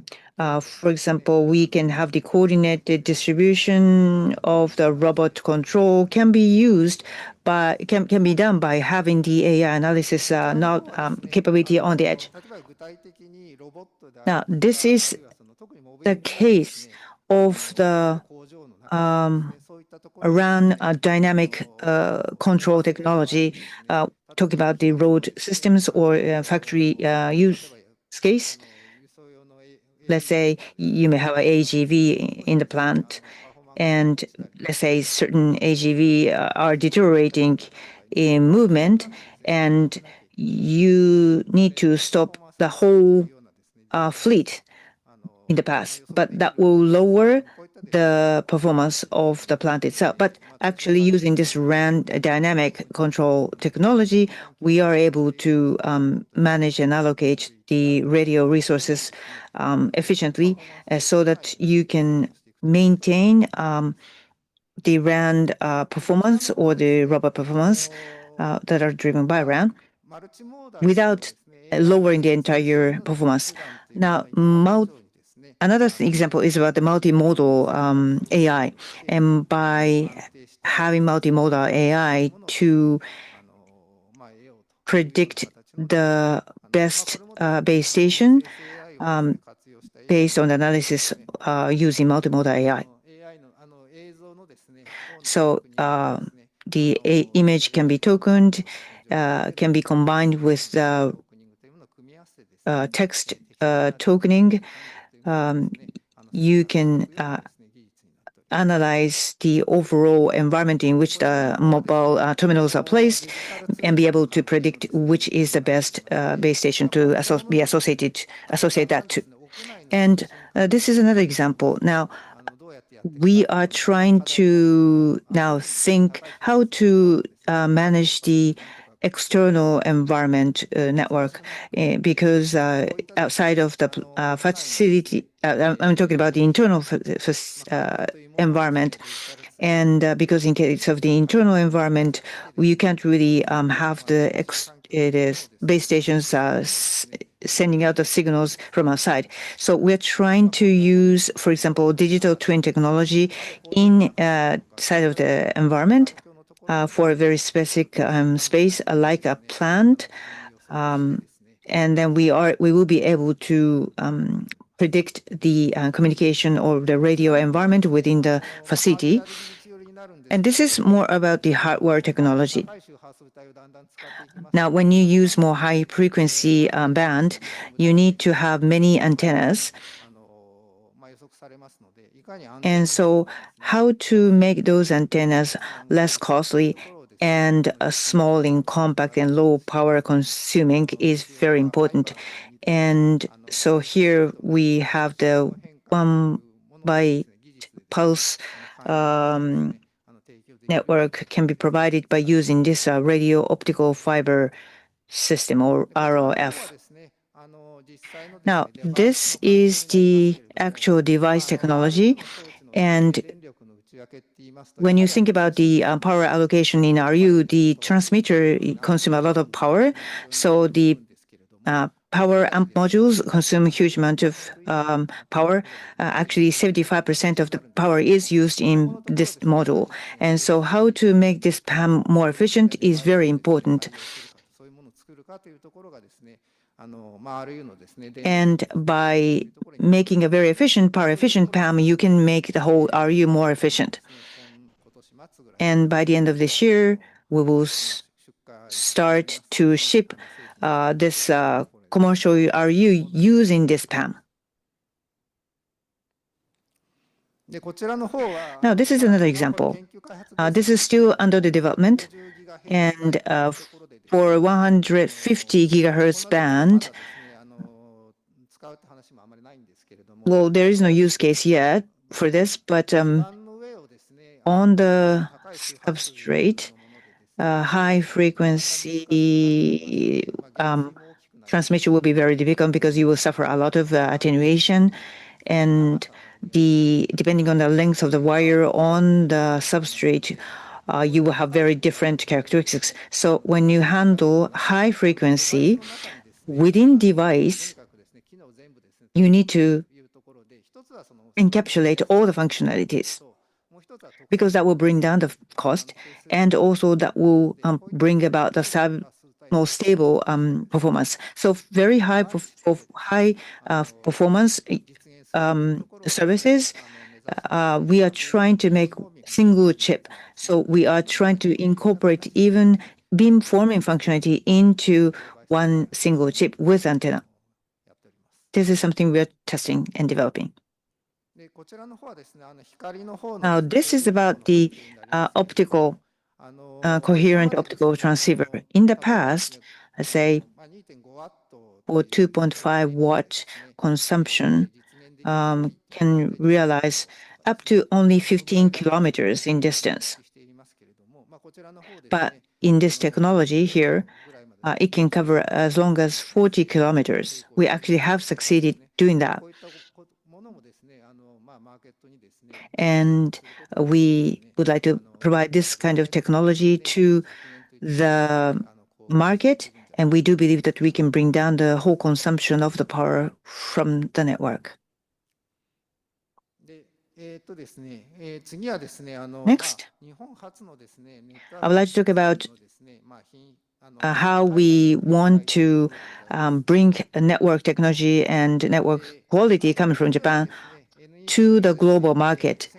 Now, in 1980s at NEC, we had 40% of our business coming from outside of Japan. Of course, there was a 3G bubble collapse, and so we lost some market share.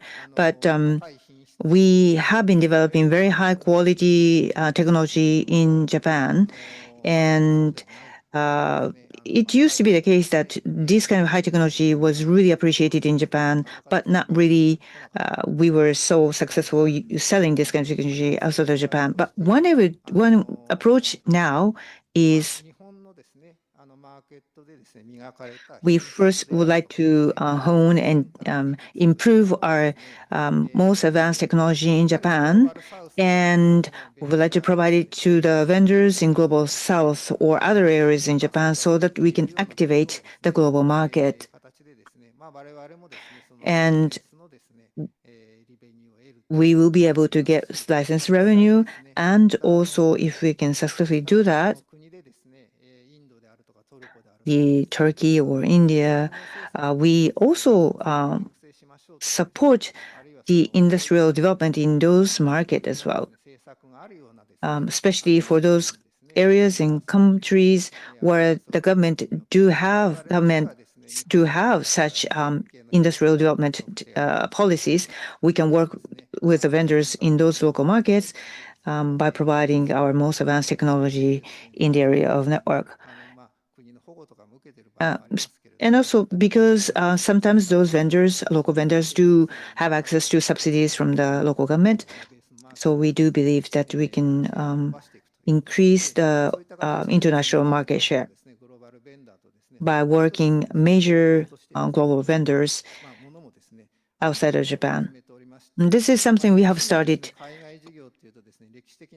Traditionally, NEC had not been that successful in growing profit outside of Japan, but these days, through this kind of partners with the local vendors, we have come to be able to create profit by sharing the know-hows and IPs, especially those which have been perfected in Japanese market. Now, looking from outside of Japan, A lot of vendors find our technology very attractive because, let's see, APC, 5OC, the volume of the software is very high. They can make them, but in order to run those softwares successfully and stably, they can easily spend a year or 2 years. But in our development processes, the software engineering is really advanced, and so the upstream quality assurance, it can be really good, so that when it hits the market, you feel safe assured that the software does work. So we do have such a strength and also reputation. So we would like to use those assets to work with the local vendors. That is something that we're doing now. So here's my summary. So I have talked about a lot of efforts, but we don't believe that we can realize those visions alone. So we would like to work with the partners and also the customers. And in order to support the AI native society, we do believe that network technology will be a key, and that is an area that we would like to make a contribution. So I'm looking forward to be working with you. Thank you. Thank you very much, Mr. Kiuchi.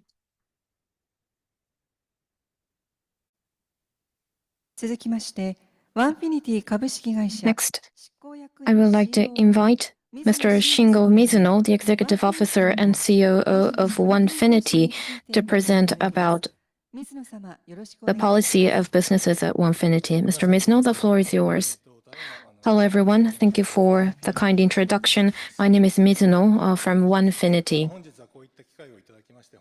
Thank you very much for giving me this opportunity today.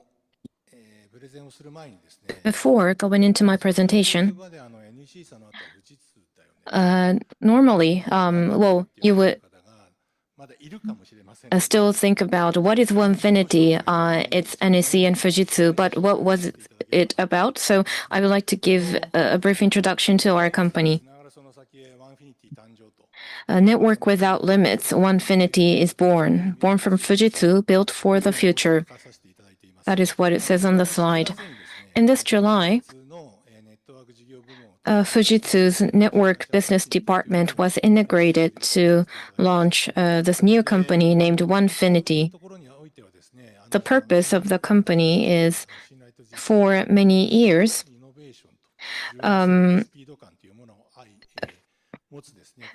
we are going to combine the many years of trusted experience with renewed innovation and agility. Just like we have done so in the past, we are going to be offering high-quality solutions, support, and partnerships with even greater focus and flexibility. Using this opportunity, I am hoping to raise the awareness of our company, Onefinity. From this page, I would like to discuss a little about the direction of our business. So each presenter has discussed their outlook toward 2030, and we are generally aligned with their directions. Communication infrastructure will be shifting to service creation infrastructure, and that trend will only accelerate. The second point is diversification of services. Sharing space and experience on a real-time basis has started from around 2020, and this is going to shift more towards reproducing experiences in the 5 senses. And with the existence of AI, this is expected to accelerate. The third is an energy-saving perspective. We are scarce of various resources, so it will be a very basic requirement to save energy and save human resources. And we have seriously considered what kind of service creation infrastructure we should create. As a result, we have identified the three pillars. One is Open RAN. Maybe some people will question whether this is still the trend, but we would like to take the initiative of. The second is optical solutions and expanding the market share. Optical solutions are becoming more open, and we would like to take the lead in this area as well. The third pillar is to create and optimize the next generation network for AI. Based on these three pillars, as you can see on the right side, we will be taking actions to expand our reach to customers, market, and products. For each of them, I would like to briefly talk about the current status. The first is the Open RAN business. We have RU, radio unit, and vRAN. Regarding RU, for over 20 years, we have been developing the technologies around RU. The amplifier and the control unit were separated for the first time in our joint development with DOCOMO. I believe that was the first case in the industry. And for communication service providers in and outside Japan, we have delivered over 700,000 RUs. And from 2019, we have started selling the 5G version. The bottom half is about the virtualization. As the speaker from SoftBank mentioned earlier, we need to think about vertically diversifying the AI workload, and the RAN platform can be perceived as one of the infrastructures to support AI. For over 5 years, together with NVIDIA's GPU and SoftBank, we have been developing this AI RAN technology. This map shows where we have delivered our Open RAN products from Onefinity. It's still quite small in number, but starting from the top left, AT&T, we are a certified supplier. Open RAN is expected to become a one-time trend. But I believe this has become a very robust footprint. And in order to promote further openness based on this track record, we need to make the best use of case studies with other companies, and we need to focus on offering better quality. In terms of AI plus network, which is from a slightly different perspective, left hand is network for AI, what the network for AI would look like, and the right side is AI for network. So this is more about optical transmission that is discussed on the left-hand side. As AI is more implemented in the society, how data centers should be placed and how they should be connected is one of the biggest challenges. The traffic will increase and low latency will be required as a prerequisite. And the robustness will also be required. Using APM to connect is what we were doing. And on the 24th of September, together with other suppliers, in the aim of demonstrating and implementing this structure, we have issued a joint press release. The right-hand side is AI for network. In managing and monitoring how we will be utilizing AI is something we have been discussing. Of course, AI can be utilized in various areas, and I believe it will become more automated in operating and monitoring the network. And this has to be done by multiple vendors. In the RAN world, we have standardized platform, but for other networks, a standardization is yet to happen. So based on the multiple vendor framework, we would like to aim for a more automatic and autonomous network operation. This is an introduction of our products. Left one is a transponder T900 and T950, and right-hand side is the pluggable product. The left products features are listed here. We're using water cooling technology into this optical transmission device as the first of its kind in the industry, and it is very quiet. And the right-hand side is the pluggable version. It is made much smaller, and this conforms with the open standard, and it supports multi-vendor.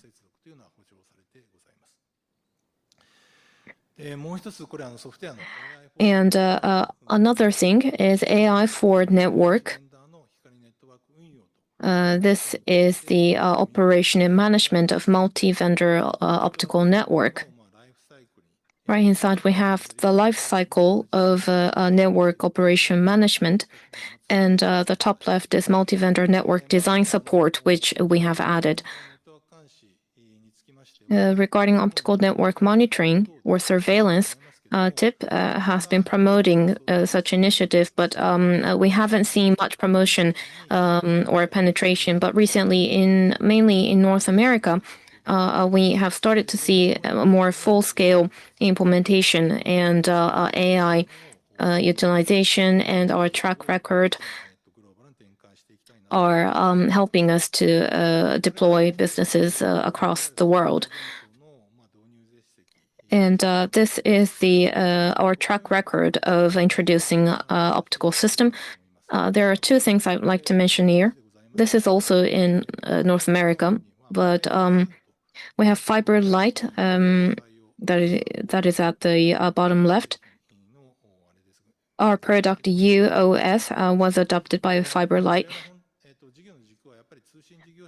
The core of our business is to offer products and solutions to communication service providers, but especially in North America, data centers are being built with fast speed, and this is not just happening for hyperscalers, but also among neo clouds. And for services to connect those networks, our product is used to structure a network using APN. And ONIC at the top left is the other thing I would like to introduce. ONIC stands for Open Networking Innovation Centers. As you can see at the bottom left, in December 2024, the ONIC was opened in Düsseldorf, Germany, and another ONIC is scheduled to open in November 2025 in Sunnyvale, California. To customers in broad sense, we would like to communicate what is the innovation that is to be brought about by the open APN technology. Inclusive of APN, we will be showcasing services and will be discussing low power consumption and interoperability, as you can see on the right-hand side. So this is not simply about APN, but when the network as a whole becomes open, this is what we will be able to realize. That's something we would like to communicate from this hub. And last but not least, I'd like to talk about Arcus. In September this year, we have signed a strategic partnership with Arcus. In the press release, we mentioned that Arcus has innovative network OS software, and the role of Fujitsu is to offer a differentiated total solution combining AI, computing, and network as a infrastructure service provider. This partnership has a very significant meaning. Optical and radio technologies have been our focus, but when we think about the entire network, switch, routers, network OS, these technologies and the trend need to be grasped. So making RAN network more open, making optical connection more open should not be the only focus, but we believe that we need to better focus on making the entire network more open and offer services to customers. And we believe that is very significant. So that is the direction of our business at Onefinity. And this Onefinity was born from Fujitsu. And we have been pointing out that Japanese vendors have very narrow perspective, but technologically, we would like to continue pursuing the value that we can create from this initiative. And together with the communication carriers and hyperscalers, we want to continue offering products and services and create a momentum in Onefinity. So this is a very young company, and I am hoping that you will remember us. And for those of you from communication service providers, I would like to ask for your continued support. Thank you for your kind attention. Thank you, Mr. Mizuno.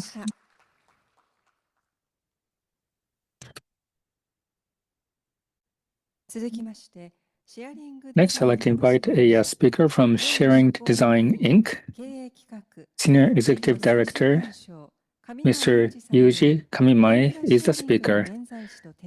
His title is The State of Infrastructure Sharing and Its Outlook, Global Trends and the Japan Model. Mr. Kamimai. Thank you very much. Good afternoon. I am Kamimai. Thank you very much for giving me this valuable opportunity. I'd like to talk about the current status of the infrastructure sharing and its outlook, global trends and the Japan model. So this is the agenda. I'd like to start from introducing our company because I believe many of you are not familiar with our company. We were established about 5 years ago, and the name is Sharing Design. Our major shareholders, Sumitomo Corporation and Tokyo Corporation. So we're the joint venture established by those two companies. So the background.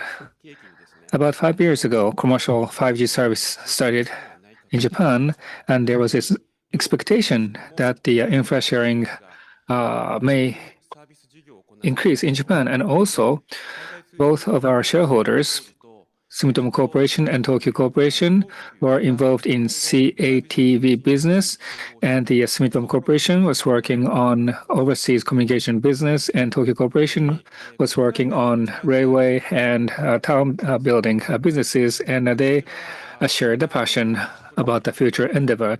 And now I'd like to talk about the infra sharing trend both in and outside of Japan. So what is infra sharing? So the idea is for different carriers to share communication facility to enable cost reduction and efficient network development. We have outdoor solutions and indoor solution. Outdoor side, we are mostly focusing on a communication pole, concrete pole, and smart pole. So we loan those facilities. And indoor, we provide a DAS-based solutions. DAS stand for Distributed Antenna System. So this is to have a standardize a service provision in, for example, a building of the commercial facility. Now, what is the environment surrounding infra sharing? As I mentioned earlier, with 5G implementation, because of the frequency characteristics, compared to 4G, in the case of 5G, larger number of the base shift stations are needed, especially moving on to SA stage. We are expecting that there'll be many number of the base stations to be needed. And there are advantages for communication carrier. Main thing is about the cost. With sharing of the cost, the service can be provided with low cost while assuring a required quality. And also, there's advantage of reducing environmental burden by sharing facility and material, and also by lowering electric bill, we can be environmentally friendly. And now I'd like to compare the situation of Japan against the situation outside of Japan. In Japan, sharing is not done virtually in like a zero manner only. That's the situation in Japan. In China, due to the government policy, most of the facility are being shared. But in Japan, the shared ratio is just 2%.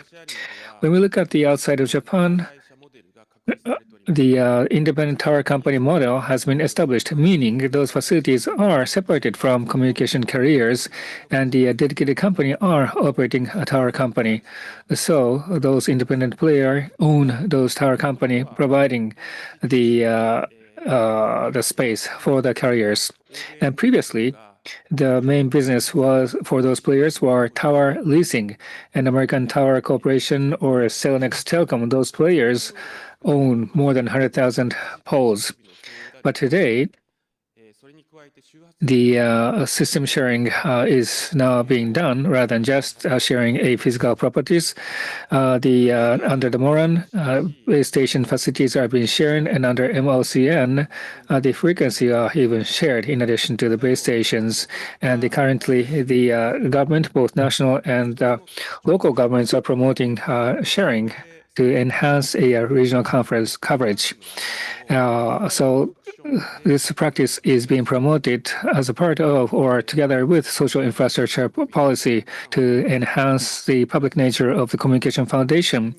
And what is background is that in Western countries from the late 1990s, with the usage of the auction system for frequency allocation, there's increased cost. So the infrastructure sharing was encouraged to cost optimization, and also the efficiency for the investment efficiency is an advantage that those countries are taking advantage. But in case of Japan, when infrastructure sharing are being done, they're mostly done in the ways of the cross usage of the facilities between the carriers, and also the practice could be being done with the JMCIA playing the role. So they are not operated by third party, but the carriers are working together. But recently, the independent infrastructure players have become more popular. And another thing that is characteristic about Japan is that there are many indoor area antenna sharing. And I think this has to do with the Japan's nature, where we have high population density urban structure.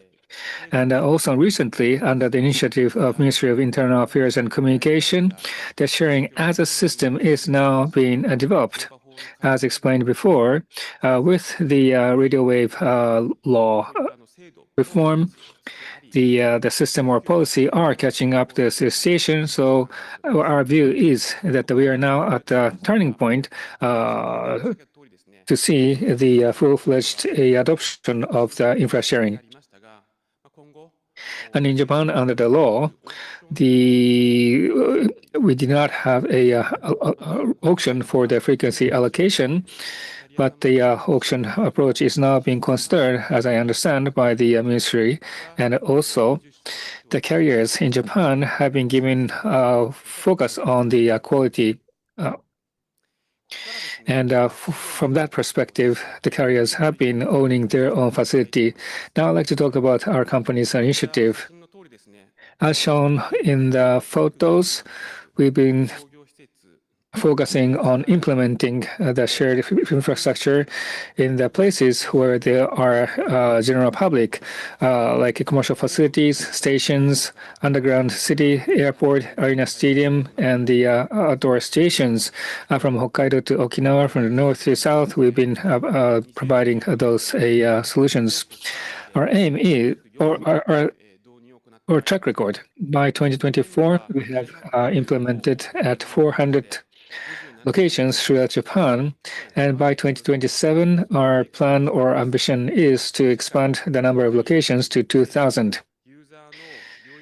This is the co-creation infrastructure initiative to generate value in the different areas such as society, careers, facility, and users.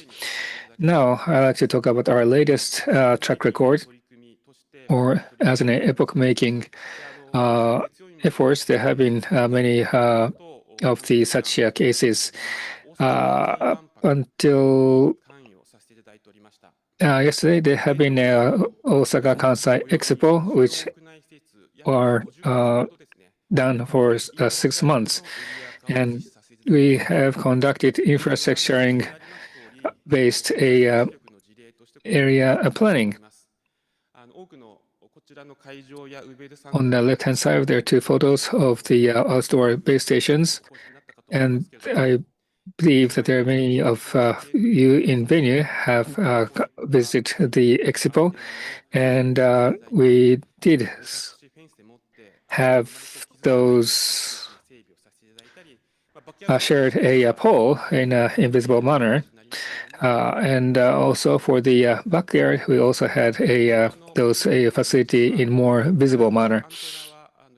And with the larger one, usually antennas are covered, so they are not visible. But for some of the indoor bases, we do have a arrangement where antennas are exposed, as shown on the right-hand side. And on the very first day of the expo, there were some difficulty in the connection, but from the second day, with the help from the expo operator and also by the carriers, their track record has been good, and the yesterday it ended.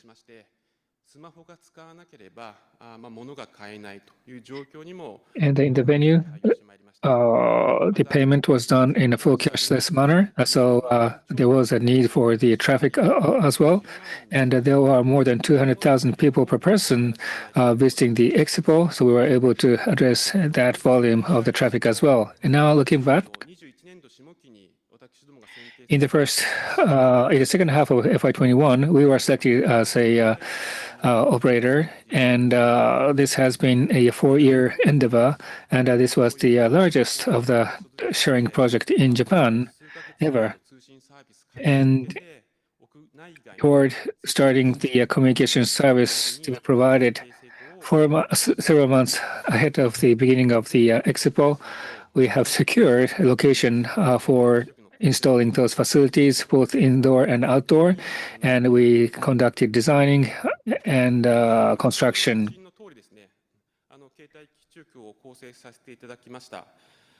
As shown in the illustration, we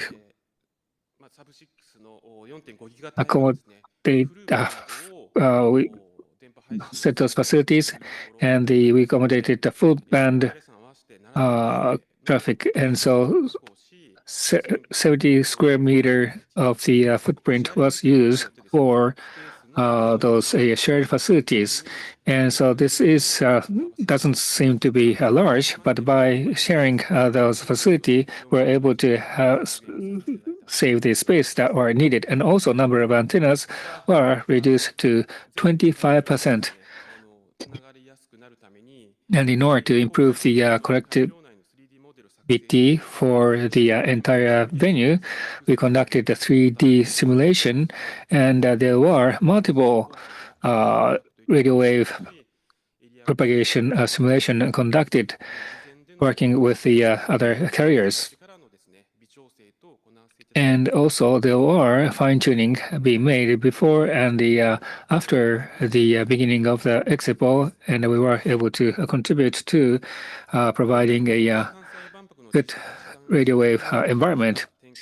And leveraging the insights that we gained from the Expo experience, we believe that we can establish a model where those facility and premise can be covered in a unified manner.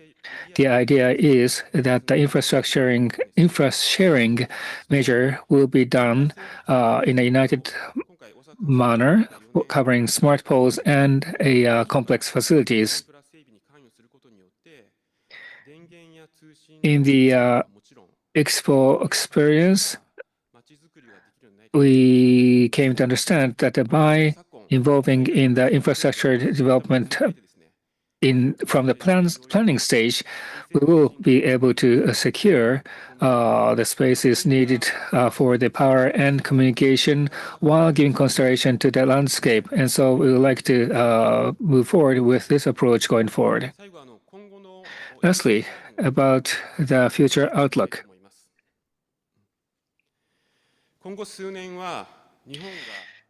Coming several years will be very critical whether we will be able to come close to the other countries in terms of the share ratio of the infrastructure sharing. And the three measures need to be done. One is further adoption in the indoor area. The second is expand the applied areas of the infrastructure sharing. And the third is the promoting together with the national policy, starting from the first point of the further adoption indoor. Considering our track record, what we can see is that there's only limited number of the facilities which have a full 5G being provided indoor, and also 5G area is still limited. So we can see that this is the example shown in the slide. As you can see on the left-hand side, in terms of 4G, almost all the facility is being covered. But as you can see on the right-hand side, the 5G measure is applied only in the limited area. So currently, those 5G measures is being taken only to the specific location within the facility where there are congestion of the people. But with the more universal application of 5G, then the other application can be used, such as digital service, digital signage, or the cashless payment and such, which are already being used, but the quality of which can be enhanced. At this moment, the service that can only be enabled by using 5G are not pretty much done, but the environment enabling those services could come first. Looking at the outdoor situation, population coverage is today more than 98%, so the progress is being done in a smooth manner. MIC, the ministry, has had a clear target, and the carriers are competing against each other, and also satellites are being used. But when it comes to indoor station, the station is different. Of course, one point is that there's difficulty in defining the indoor market, but there is still only limited application of 5G technology in indoor market. So there's no target set for indoor market, while there is 98% target for the outdoor market. And also, there are areas where carriers are not competing against each other. So I believe that there are potential for the collaboration with us as sharing players. So with the target set by the government, and also with the competition between or among sharing players, we hope to see acceleration of infrastructure sharing in Japan. And I think this is going to be a future topic for coming years in Japan. Next is the expanding the areas for infra sharing application. So currently, we're working on site sharing and antenna sharing as our major initiatives. But as shown on the right-hand side of this slide, we would like to move into the radio sharing and frequency sharing. If we can move into this area or not will be a major factor deciding the future. By sharing those radio equipment and the frequency, that will mean further cost reduction for the carriers, and available fund from that will be able to be used for future investment. And for this to happen, the legal or regulatory framework need to be developed, and also equipment need to be developed. And my last topic, the promotion together with a government policy. So what we like to see is the sharing of the infrastructure being positioned within the framework to promote sharing foundation, regional revitalization, and disaster countermeasures promoted together. So in the area of sharing a foundation, we hope to be able to contribute by developing a public asset such as a road or signal pole as a asset required for infrastructure sharing. And also, in terms of the regional revitalization, what we hope to see is with a subsidy and model location as designation, we like to work with the local government. And also in terms of the counter disaster, we like to work with a counter disaster location. And I hope that our effort can lead to the promotion of the important national government policy topics. And partially for promoting the AI-based 5G promotion, we like to work together with the national government. Thank you very much. That concludes my presentation. Thank you very much, Kamimai-san.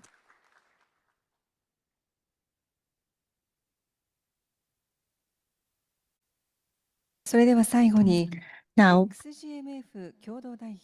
we would like to have Professor Hiroyuki Morikawa, who is the XGMF co-chair from the Tokyo University of Tokyo, to give us the concluding remark for this session.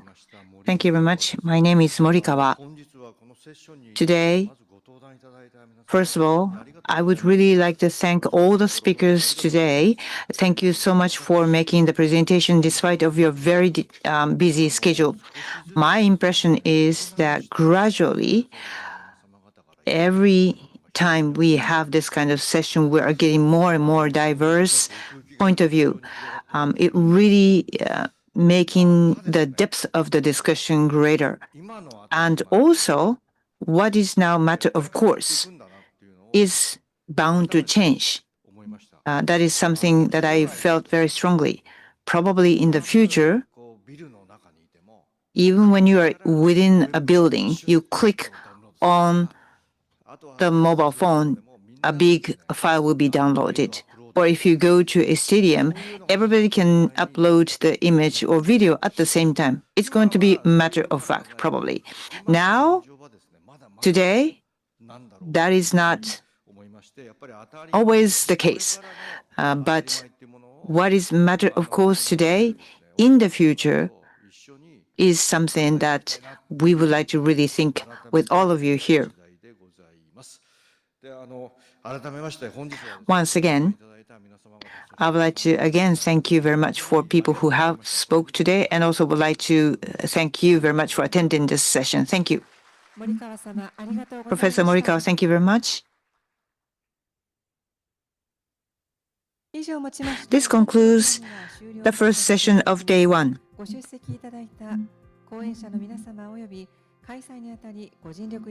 Once again, we would like to thank all the speakers and all the people who have supported organizing this event.